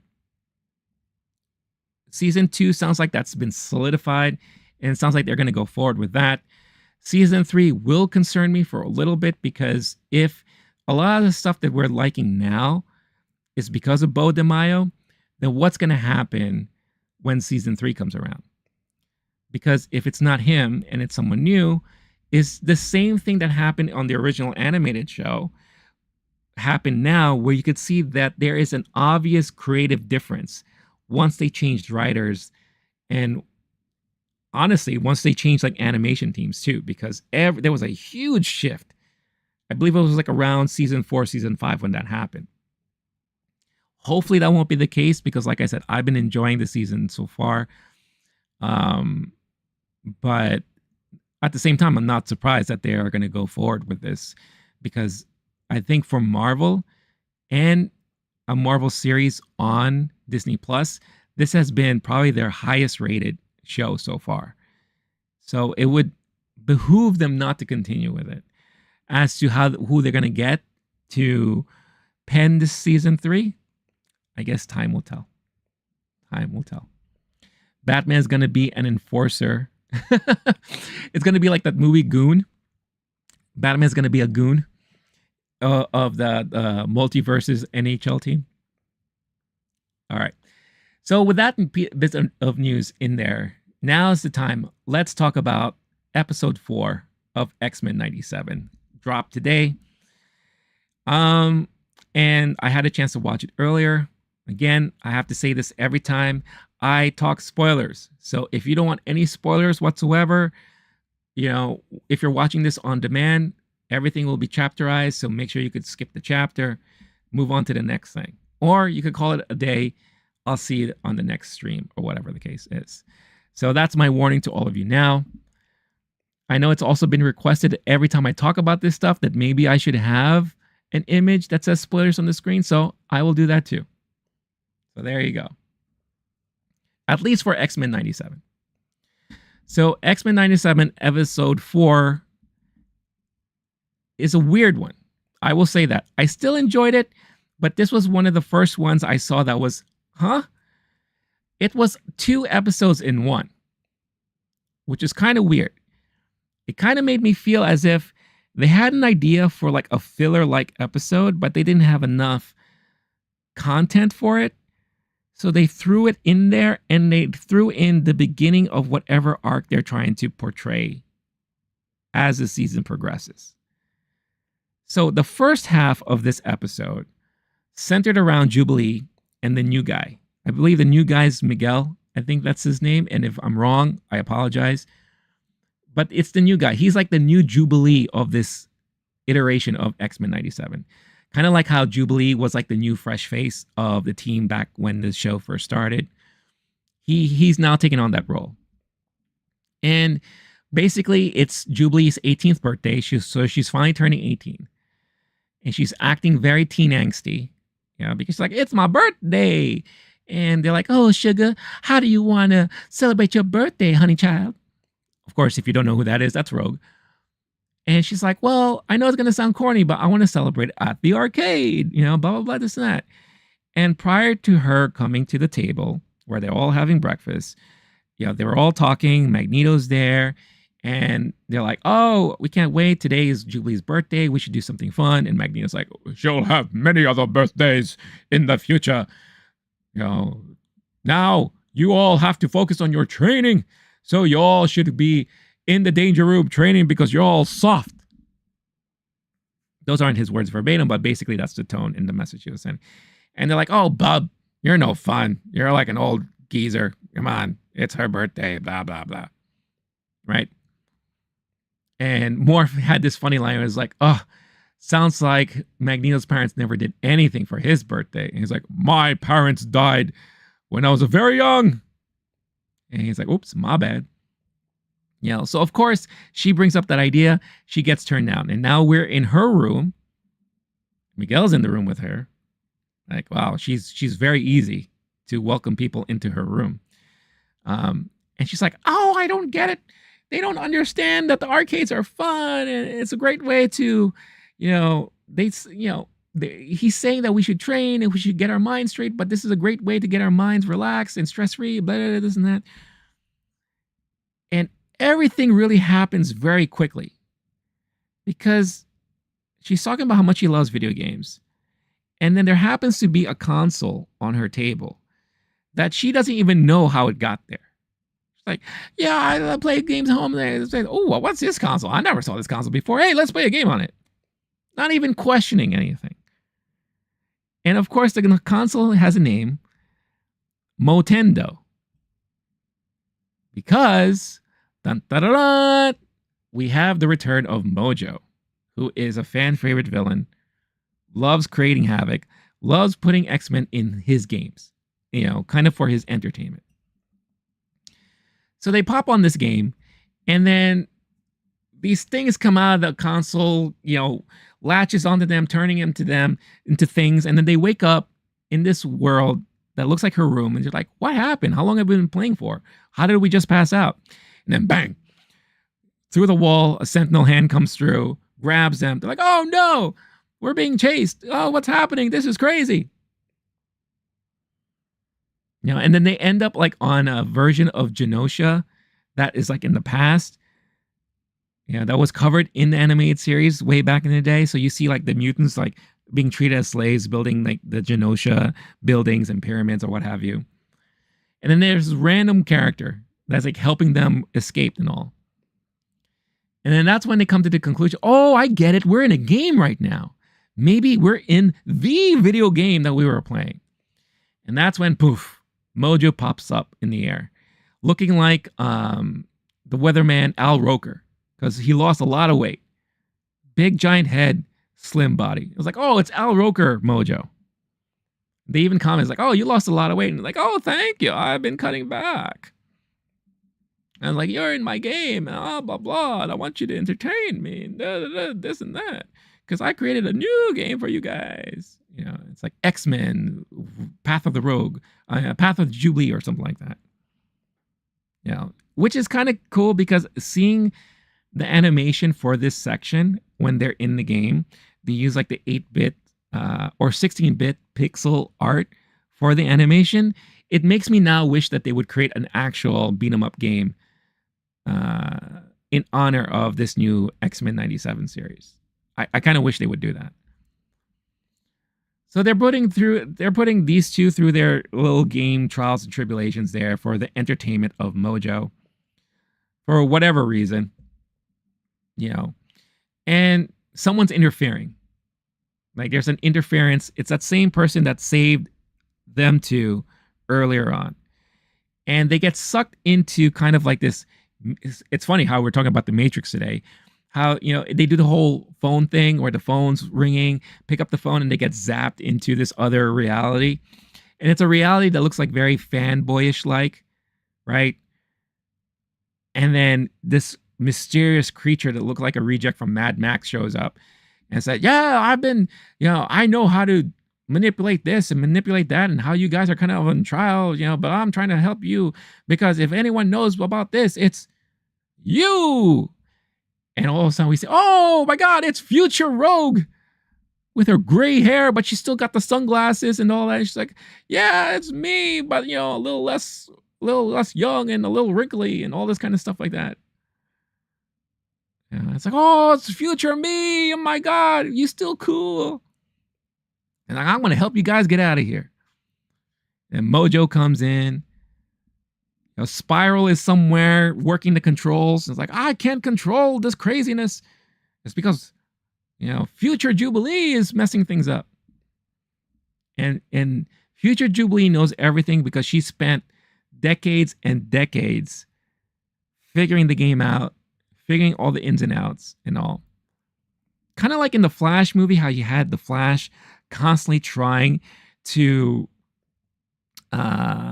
relive that one moment to see if there is any outcome that will prevent everyone from dying, but it never works. Except here is a more positive way of looking at it because she now knows how to defeat Mojo, right? So we see future Jubilee going around, and her powers have evolved for so much so that she can like skate around. And she has these new things that she could do with her kinetic energy. And even our Jubilee is like, oh my God, you're so cool. You learned to do all that stuff. You haven't seen nothing yet, girl. Boo, boo, boo, you. You know? And then somehow Mojo becomes fat again. So it's as if, you know, just for appearances, maybe he was like holding it in. Kind of like how people do it when they take pictures. They hold the fat in. And also he's just like, I can't hold this anymore. Push. And he plumps up and now he's like fat Mojo again. So I don't know how all that works. I don't even know what the purpose was all that for. But they defeat Mojo. Rogue and this guy goes back to their world. They're in bed. They realize that, you know, oh my God, we worked together so well. And, you know, I almost lost you because you almost died.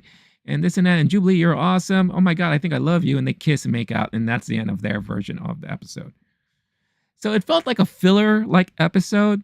We got to see a little bit more of Jubilee. And as always, like if you remember in the original damn cartoon, she crushes on everybody. So now this is her new love interest.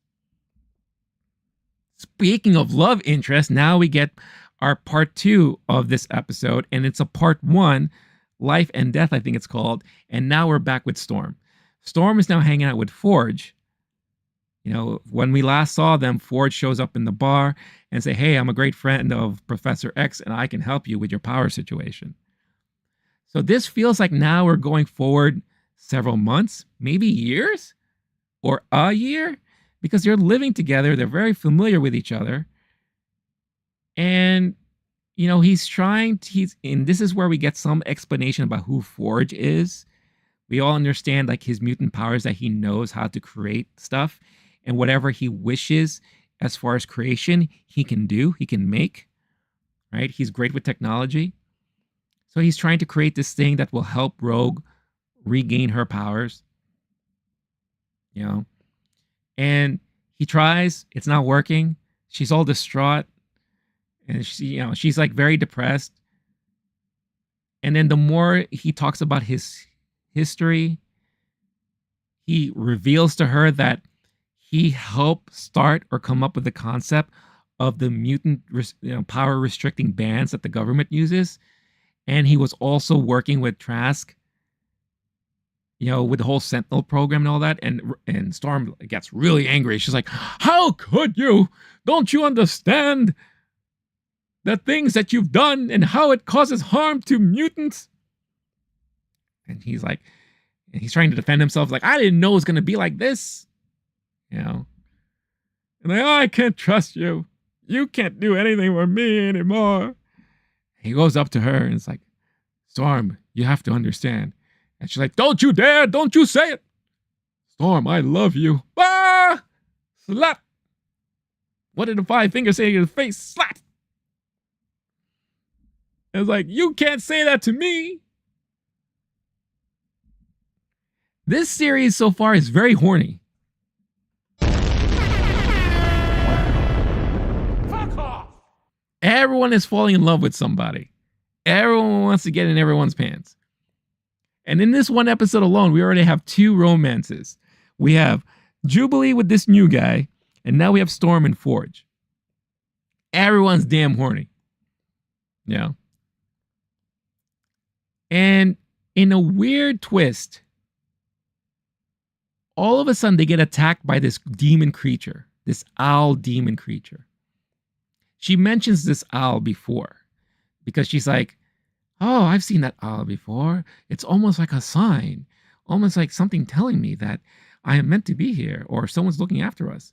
Well, we find out that someone was just stalking Storm and now wants to capture Storm. So knocks Forge out, grabs Storm, and the episode pretty much ends with Storm in this demon creature's captivity. Now, I'll be honest here. I'll be first to say that I don't know much about X-Men in the comic books. I only know snippets here and there. I don't know who the hell this owl creature is. So this is all new to me. And I'm wondering, where are we going with this? You know? Like, is this creature going to eventually turn Storm into a bad guy? You know?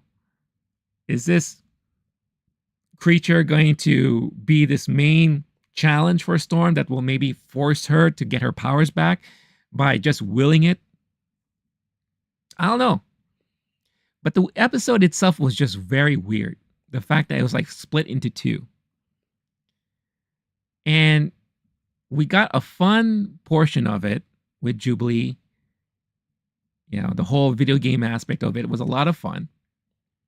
And then we got this Storm storyline that I know is one of the major plots happening right now, outside of all the other stuff that's happening, with a weird ending. So I don't know if the next episode is going to be all Storm focused, because I'm not digging the whole split episode thing, because it's almost like a waste of time.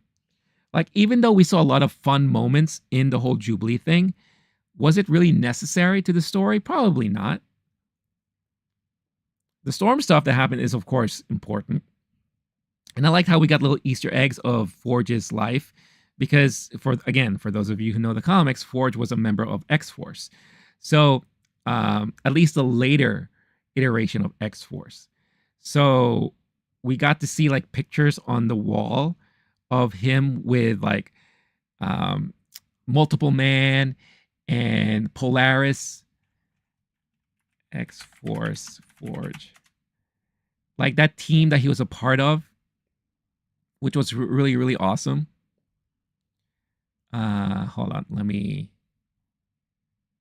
I'm sorry, not X-Force. I'm wrong. X-Factor. Sorry. It was like a later version of X-Factor.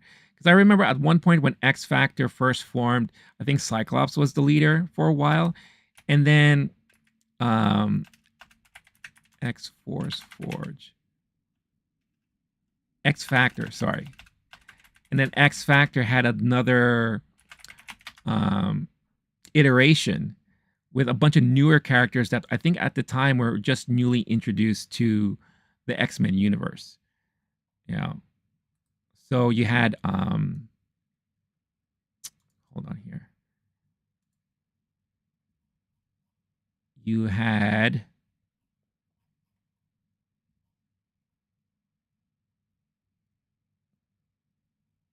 you had Multiple Man, Strong Guy, that's a big guy with like the weird curly hair, like the one curl. I think Mystique was part of it at one point. I'm pretty sure Polaris was part of it, or I could be wrong. I think Havoc at one point was part of it. But it was an interesting run of that comic book series. So it was nice how they gave like little nods to that in this episode just by showing like pictures on his wall. And I thought that was pretty cool. But I can easily say that this is the one episode that I wasn't head over heels on. You know, had some interesting moments, had some pretty cool, like, oh, I like how they did that type of moments, but nothing that really stood out to me that was just like, oh my God, like the previous episodes were. And I think that's to be expected with a lot of these series, how you're always going to get the one episode or the two episodes that are just like, meh, they're okay. They're not fantastic, you know? And this may be that one, and hopefully, you know, fingers crossed it's the only one we get like this.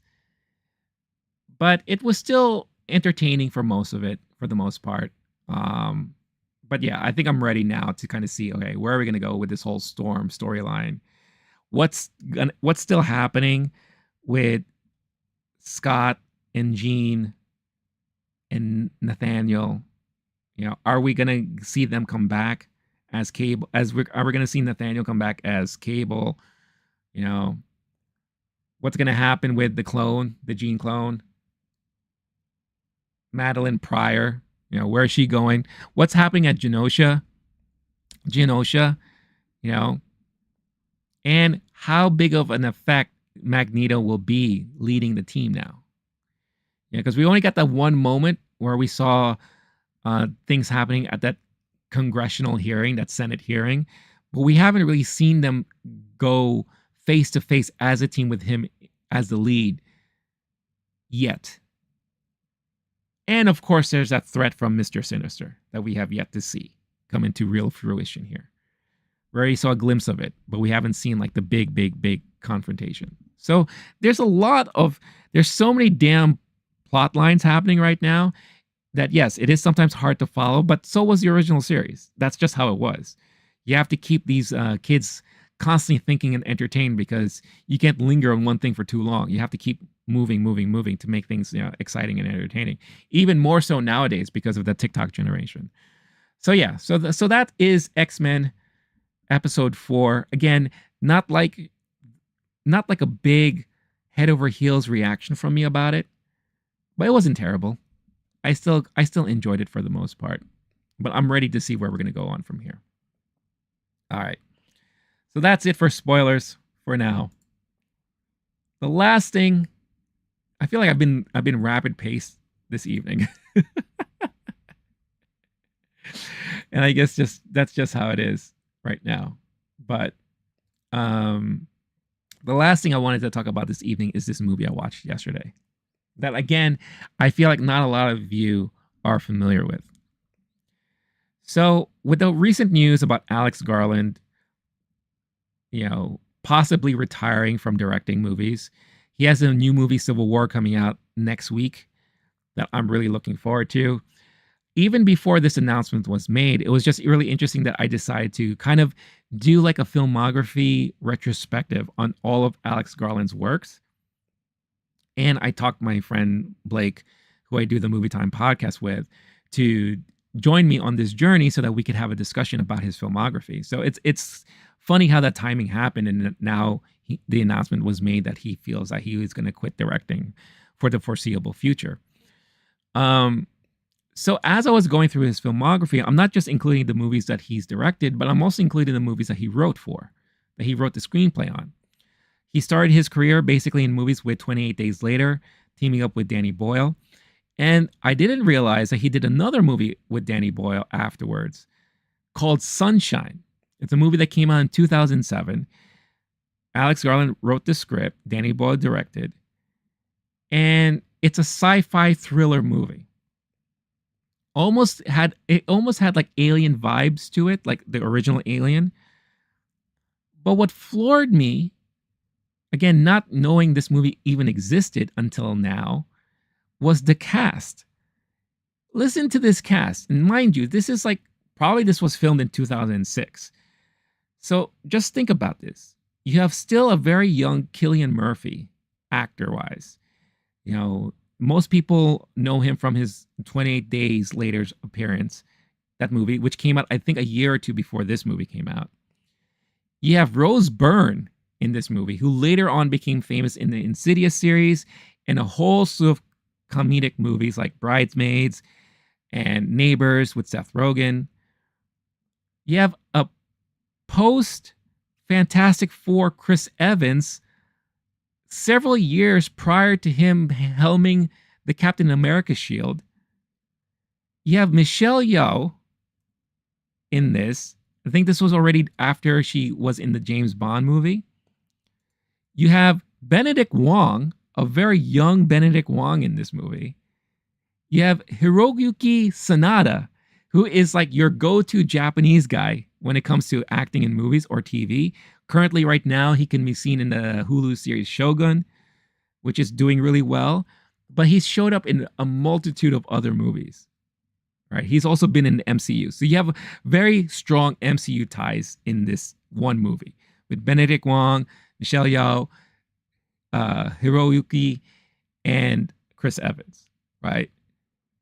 Then you have Mark Strong, who makes an appearance in this movie, who I'll explain who his character is later on. And Cliff Curtis, who at the time of when this movie came out, was one of those actors you would see pop up a lot. But you never knew who he was, but you've seen his face before. So this movie had so much great talent attached to it, who later will become even bigger names in movies later on after this. So to have them like this early on in this ensemble is phenomenal just to see. And the premise of the movie is this. You have Earth that is now suffering from the sun dying. The sun is dying. So it's putting it into another ice age, which is something that scientists have been saying for a very long time, that in the future, not our immediate future, but in the future, this is more than likely going to happen to the Earth. Our sun is eventually going to die out, just like any other stars, and it's going to force the Earth to go into another ice age and suffer, right? So you have this group of scientists and kind of astronauts teaming up together on this mission.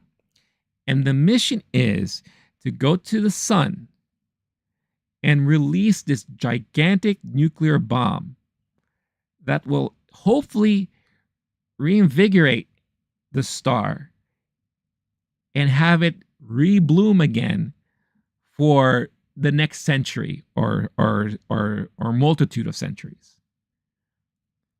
We also come to find out that this is the second expedition of such an attempt because the first one failed for whatever reason. And these group of scientists and astronauts are on this mission to make this happen.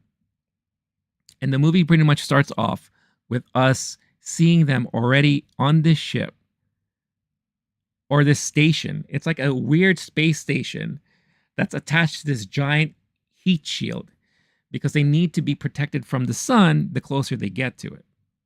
Makes sense, right?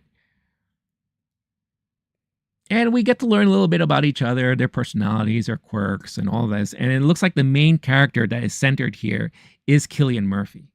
Because Cillian Murphy is the ship's physicist. And he's the one that kind of understands, well, how this bomb is going to work and react to the sun, how close they have to get to the sun to release this bomb, with still time for them to get out of Dodge and make their way back to Earth, right? So we're getting to understand a lot of these things. And the personalities are as such. Cillian Murphy is kind of like the reluctant, well, I'm here to do what I have to do. I wish I didn't have to do it, but I'm here to make things happen. You have Rose Byrne, who is kind of like the sweetheart of the ship. Just wants everyone to get along, is also feels unfortunate that she's there, but she understands the purpose there. You have Chris Evans, who's like the hot-headed pilot, which if you look at Chris Evans's history of acting, he does very well as a hothead. We've seen it in Fantastic Four. And like I said, this is post Fantastic Four. So we've already seen him do that type of character personality trait. So that's why it was very interesting to see him jump into the Captain America role that way.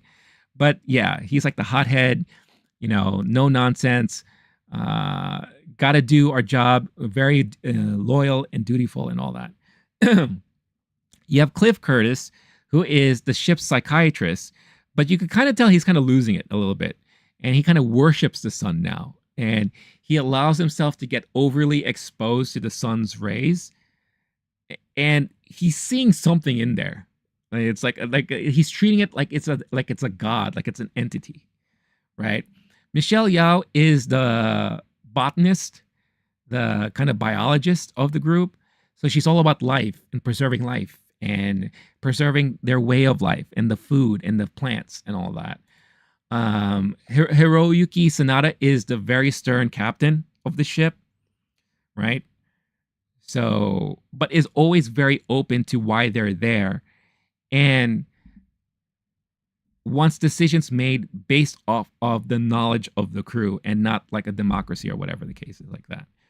Benedict Wong is another scientist. I forgot what kind of scientist he is, but he's primarily responsible for like the ship, the shielding of the ships, the technology, all that stuff. Troy Garrity is another actor in here who plays Harvey. He's like second in command. I don't know what his expertise is, but he's second in command. Right. So that's the group that you have there. And the closer they get to the sun, that's when shit starts happening. And when I say that, that means you can kind of see that, they're having some trouble. Something happened with the ship where they can no longer communicate because now they're in this like dark plane that the communications are now cut off with Earth. So of course that adds tension to the crew. Then they start picking up a distress signal from the original Icarus ship. Like, oh my God, do you think they survived? Do you think all this and that? As a humanitarian mission, there's now that kind of question. Should we just move on with our mission, forget about them, or think that they may be alive, go and see, and maybe we could use that as a backup? Because if the first bomb doesn't work, if their bomb is still intact, at least we have an option 2. And the choice of the matter, the reason why I said they don't treat it like a democracy, they use it based off of knowledge, they all look at Cillian Murphy. It's like, you know about this more than anyone here on the ship. What do you think we should do? So all the pressure's on this guy. And he's like, fuck me. And he's like, I think it makes logical sense that we still have the time to go find if this Icarus is still alive and well. And it's better to have two than one. And based off of my calculations and how things work, if we go there, we still have ways to do what we got to do, get the hell out. And if it doesn't work, we still have time because we have a second bomb. So he makes the choice. Captain agrees, to the dismay of some of the crew. And when they make that change in trajectory, that's when things start breaking down. Parts of the heat shield are broken, so now they have to go out and replace it. The ship has an AI that takes over whenever there's something wrong and the mission is endangered. So they're fighting with the AI of the ship. They're fighting with fixing the shield. And during this whole time, time is wasting. Because as they're moving direction, Benedict Wong messed up and forgot to adjust the shield properly so that they won't get affected because of the change in direction. He missed it by like 1 point something of a percent. That is enough to make things worse. So that's why they have to go out, fix the broken shield, and they have to try to figure out what they're going to lose when the sun hits portions of their station. And they said, don't worry, it's going to hit our communications tower, which we can't use anyway because we can't communicate right now because we're in that dead zone. Like, all right, it's a sacrifice. But they didn't realize how big of a sacrifice it would be. The communication towers do end up burning up in flames, which then trickles down and unfortunately starts a fire in the botany area where all their food and oxygen is being produced and creates this big fire. Uh-oh, red alert. So of course, Michelle Yeoh's character is like, oh, my plants. Gotta save the plants. And it's like, oh, look, all of this stuff is happening. And mind you, as they're trying to fix this shield, time's wasting, right? And they're running out of time because they have to, like, the AI is like, there's no way we're going to continue our mission if we keep going this way. So we have to course correct, go back to the original mission. So now the sun is coming up. They have to fix his shield. They have like seconds. Cillian Murphy makes it, but then Hiroyuki Sanada, who also is the captain of the ship, decides he's going to go out there and fix the ship and said, don't worry about me. It's all about the mission. I have to fix his shield. Sacrifices himself. He dies. Cillian Murphy barely makes it, making now Harvey, second in command, ship leader. And now, because they lost their botany area, their food supply, their oxygen maker, now they're like, we're in trouble. Because we may not have enough food or oxygen to even complete the mission, meaning release the bomb into the sun. So they say, okay, now it makes more sense for us to try to find this other Icarus.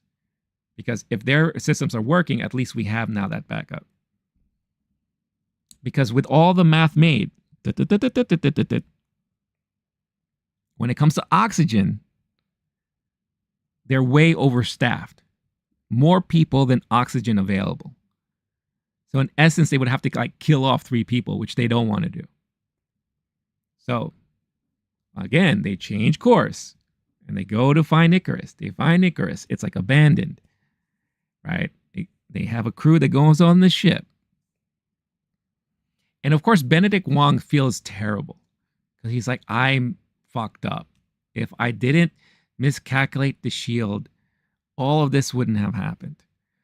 So right now he's like on suicide watch, right? So he's all drugged up and everything. They get on this other Icarus. They don't see any of the crew at all, but they see like this, the black box with a message. And it looks like the captain of the ship went nuts, right? He's like, oh, 7-year mission. We've been stuck out here, blah, blah, blah. You know, he's going off on this crazy nonsense. And the same thing, like, I guess their psychologist is going through right now. The captain of this first ship is treating the sun like it's an entity and is worshiping it. And is now, you know, kind of like adhering to it, bowing down to it.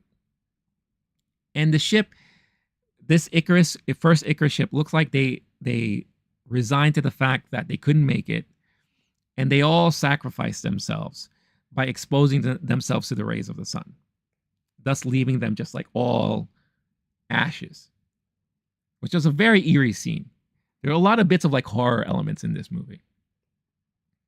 So as they're finding this out and they're seeing all this stuff, they see that the ship is semi-operational, but it cannot move. There's no way for them to get it online, like 100%. So they're already feeling like, oh my God, this was a waste of time, blah, blah, blah. And then, bam, airlock blows. The way that the two connected is busted. And now, red alert. There's no way for us to get back to the original Icarus. Right now, on Icarus that we know that's currently running the mission, you have 3 people only on board. You have Michelle Yeoh, Rose Byrne, and doped up Benedict Wong because he's on suicide watch. So now you have Chris Evans, Harvey, this guy, Harvey, Cliff, and Cillian Murphy trying to figure out how are we going to get off this ship now and get to the other one. So they come up with this crazy scheme. All right, this ship has one suit that protects them from the sun's rays. We'll put Cillian Murphy in there because he's the most important person, because he's the only one that knows how to make this bomb work, right? And then, of course, the second in command is like, how can you say that? I'm the second in command. I need to be the one to go to the ship. And it's like, wait a minute. What if there's a way for all of us to get to the ship? Here's my plan. This is Chris Evans now. He's like, align the 2 airlocks together, right? The minute we open this, it's going to shoot us out of this thing into one straight trajectory. As long as we're in alignment, we can kind of catapult our way into the other airlock as long as they open it on time and everything is hunky-dory. But this can only work if we have someone manually release the airlock on this side. So someone does have to stay back. So Mr. Psychiatrist said, I'll stay back. I'll be the one. So now you have Cillian Murphy in the suit, Chris Evans holding on to him, Harvey, second in command, holding on to him. Release the manual thing. Boom. They get shot out. Guess what? Second in command didn't hold on strong enough. Floats out into space. So he's now gone. Cillian Murphy and Chris Evans make it. Chris Evans almost loses his hand from frostbite, but they make it. And poor second in command is now off in space, freezes over. And in this kind of funny and pathetic thing, he goes off, and the minute he touches the sun's rays, poof, just poof. So funny. So psychiatrist, he also sacrifices himself the same way like the crew did, because again, he was becoming weird, and he really wants to become one with the sun, and he basically does that. Yeah. So here's the quick recap for how the rest of the movie goes. Someone caused that airlock to explode. It turns out that the crazy captain was still alive and snuck onto the ship and did something to bust everything. Cillian Murphy finds him in the observation room with the shields down, sun's blaring, and he's like, "Are you an angel?" And this captain is played by Mark Strong. You can tell by the way he talks too, and yes, he is credited. So he's ready to sacrifice himself to the sun, and he's going to take everyone else down with him. So now he becomes this crazy looming threat. He goes around the ship, destroys all the ship's computers, or at least takes them offline. He kills Michelle Yeoh. Benedict Wong already killed himself. Please don't flag me, YouTube. I'm talking about a movie here. The last time I mentioned something like that, I got flagged. So he's already out of the picture, unfortunately. Already during a time where they figured we need oxygen and he has to go because we only have enough for 3. But then the computer's like, no, you still don't have enough to complete this mission. Like, what do you mean? We are only down to like, 4 people. No, you're down to 5. Who's the 5th person? We don't know.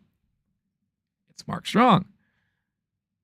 So he slashes Cillian Murphy. Cillian Murphy's now locked in this airlock because he was trying to run away. All the lights are out. Chris Evans finds out that the main computer is off of the coolant. So now he's trying to put it back in the coolant to save the ship. Rose Byrne is now hiding from this guy. He killed Michelle Yeoh. Right? So Rose Byrne is able to escape, but then she locks herself into where the bomb is. Chris Evans eventually gets the ship in alignment enough that they can at least push forward the bomb. Right? So Cillian Murphy knows now what he has to do. He does what he has to do to make sure that he can manually release the bomb and set it to its proper trajectory. And he does. But now he's stuck where the bomb is too. Right? So he has to manually now go into the center of the bomb to set it off. So, okay, so we lost Michelle Yeoh. Chris Evans died because he died of freezing because he's in the coolant with the computer. He's dead. And now remaining, we have on the bomb itself, Cillian Murphy, Rose Byrne, and now Mark Strong is there too. And Mark Strong's like, you can't do this. We have to adhere to the angels of the sun. And Rose Byrne and Cillian Murphy are trying to fight this guy off. And he eventually does. Puts in the proper code. Bing, bang, boom. Nice special effects here. And I have to say, the special effects for this movie for that time is very well done. Very, very nice. Bomb goes off. Flashback to Earth. And you can see Earth is like winter everywhere, right? And you could see the sister of Cillian Murphy, who he sent a message to earlier in the film. He kind of gave her a code. It's like, well, look to the sky. If the day looks like it's going to be a nice, bright day, that means we succeeded. She's there with her sons. They're looking off into the sky.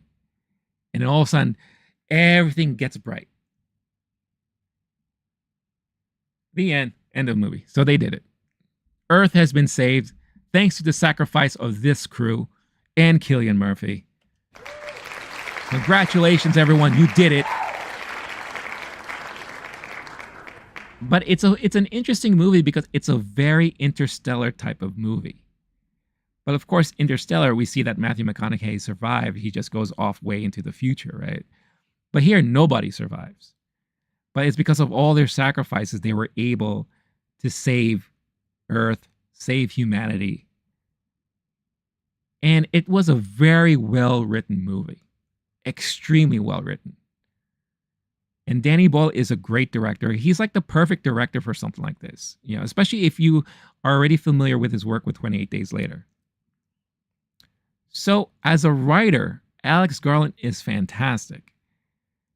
But when it comes to his own directed movies, he loves directing movies out of the things that he writes, but he makes it so challenging to the mind, to the audience, that the audience has to question many things and try to put the puzzle pieces together. He did it with Ex Machina. He has done it with Annihilation. He did it with Men.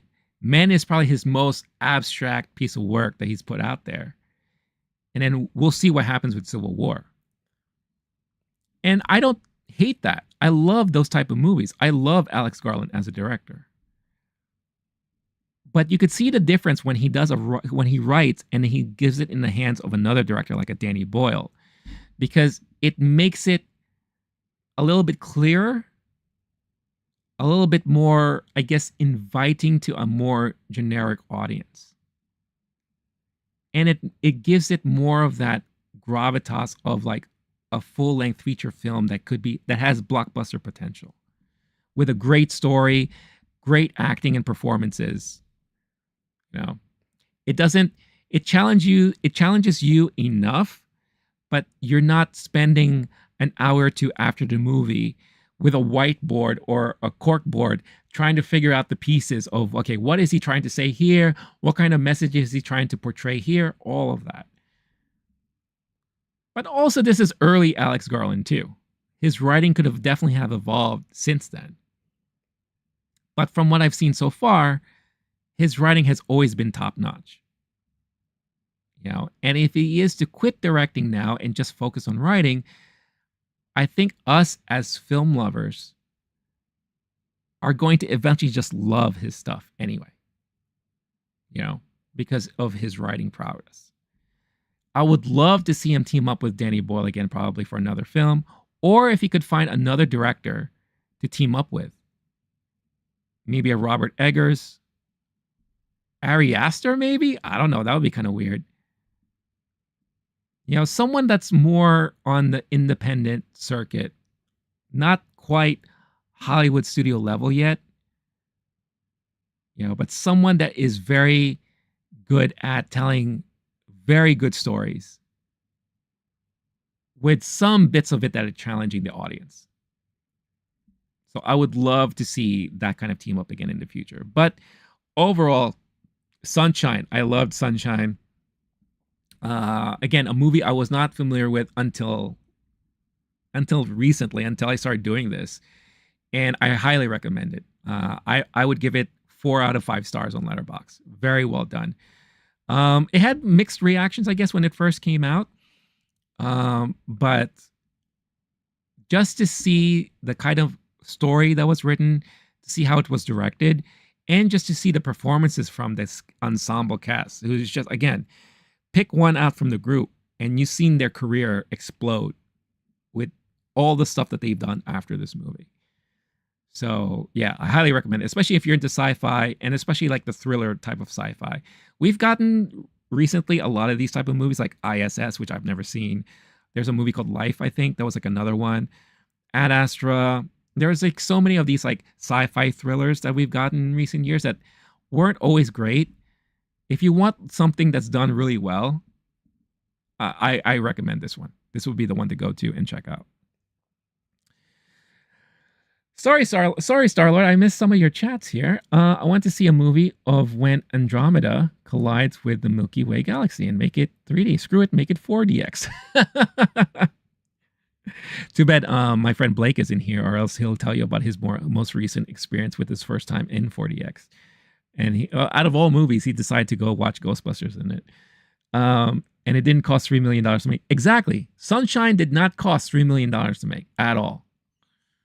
And it's such a well-done movie. And like I said, the special effects for the time, and even now watching it, were very well done.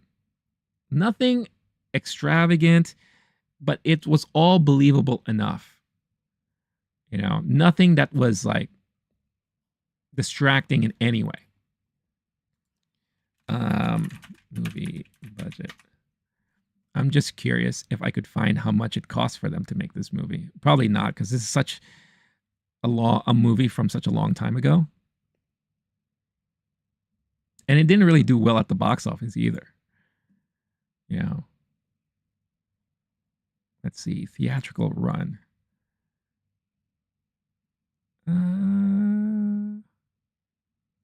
Wow, this is really sad. Sunshine opened in 10 cinemas in the United States and took in $242,000 over opening weekend. Back in 2007, that's even still very low for that standard. That's crazy.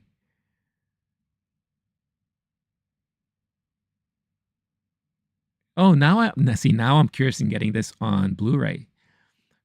Because special features include deleted scenes with optional commentary from director Danny Boyle. 2 short films. That sounds like so much fun. I gotta check this out. But yeah, it didn't really make anything or do anything. But I think when all this is said and done, and I'm done looking at and experiencing Alex Garland's filmography, as of right now, I would say this is probably one of the most underrated sci-fi thrillers out there. From those that I've seen. I haven't seen them all, but from those that I've seen, this is definitely worth the watch, in my opinion. And now I think it's a good time to kind of revisit it, you know, because I don't think we've heard from Danny Boyle recently. You know, and again, Danny Boyle is such a great director. You know, he's directed Trainspotting, of course, 28 Days Later. I know he's coming back with another 28 Days Later movie. But this is someone who doesn't really, you know, direct a lot of stuff. I mean, he did Slumdog Millionaire.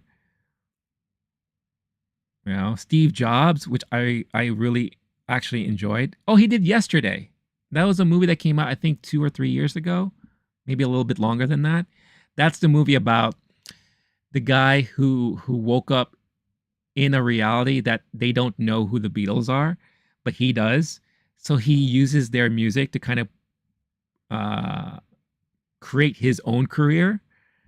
I didn't see it, but I heard it was very interesting. So I think it'll be awesome to kind of see him team up with Alex Garland again, because they have proven to be a great duo there. So yeah, that's the show, folks. Ba-da-ba-ba-da-ba.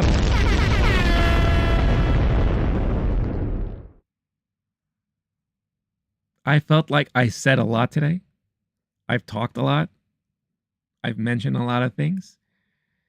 And I think it's time to call it a night. It is now 9:22 p.m. here on the East Coast. I hope it's great wherever you are. I hope you're all having a wonderful Wednesday. And I hope you have a great rest of your week. I will be back live again Friday morning. I'll be talking about the new movie, Monkey Man, directed and starring Dev Patel, that I am so curious and excited to check out. Hold on.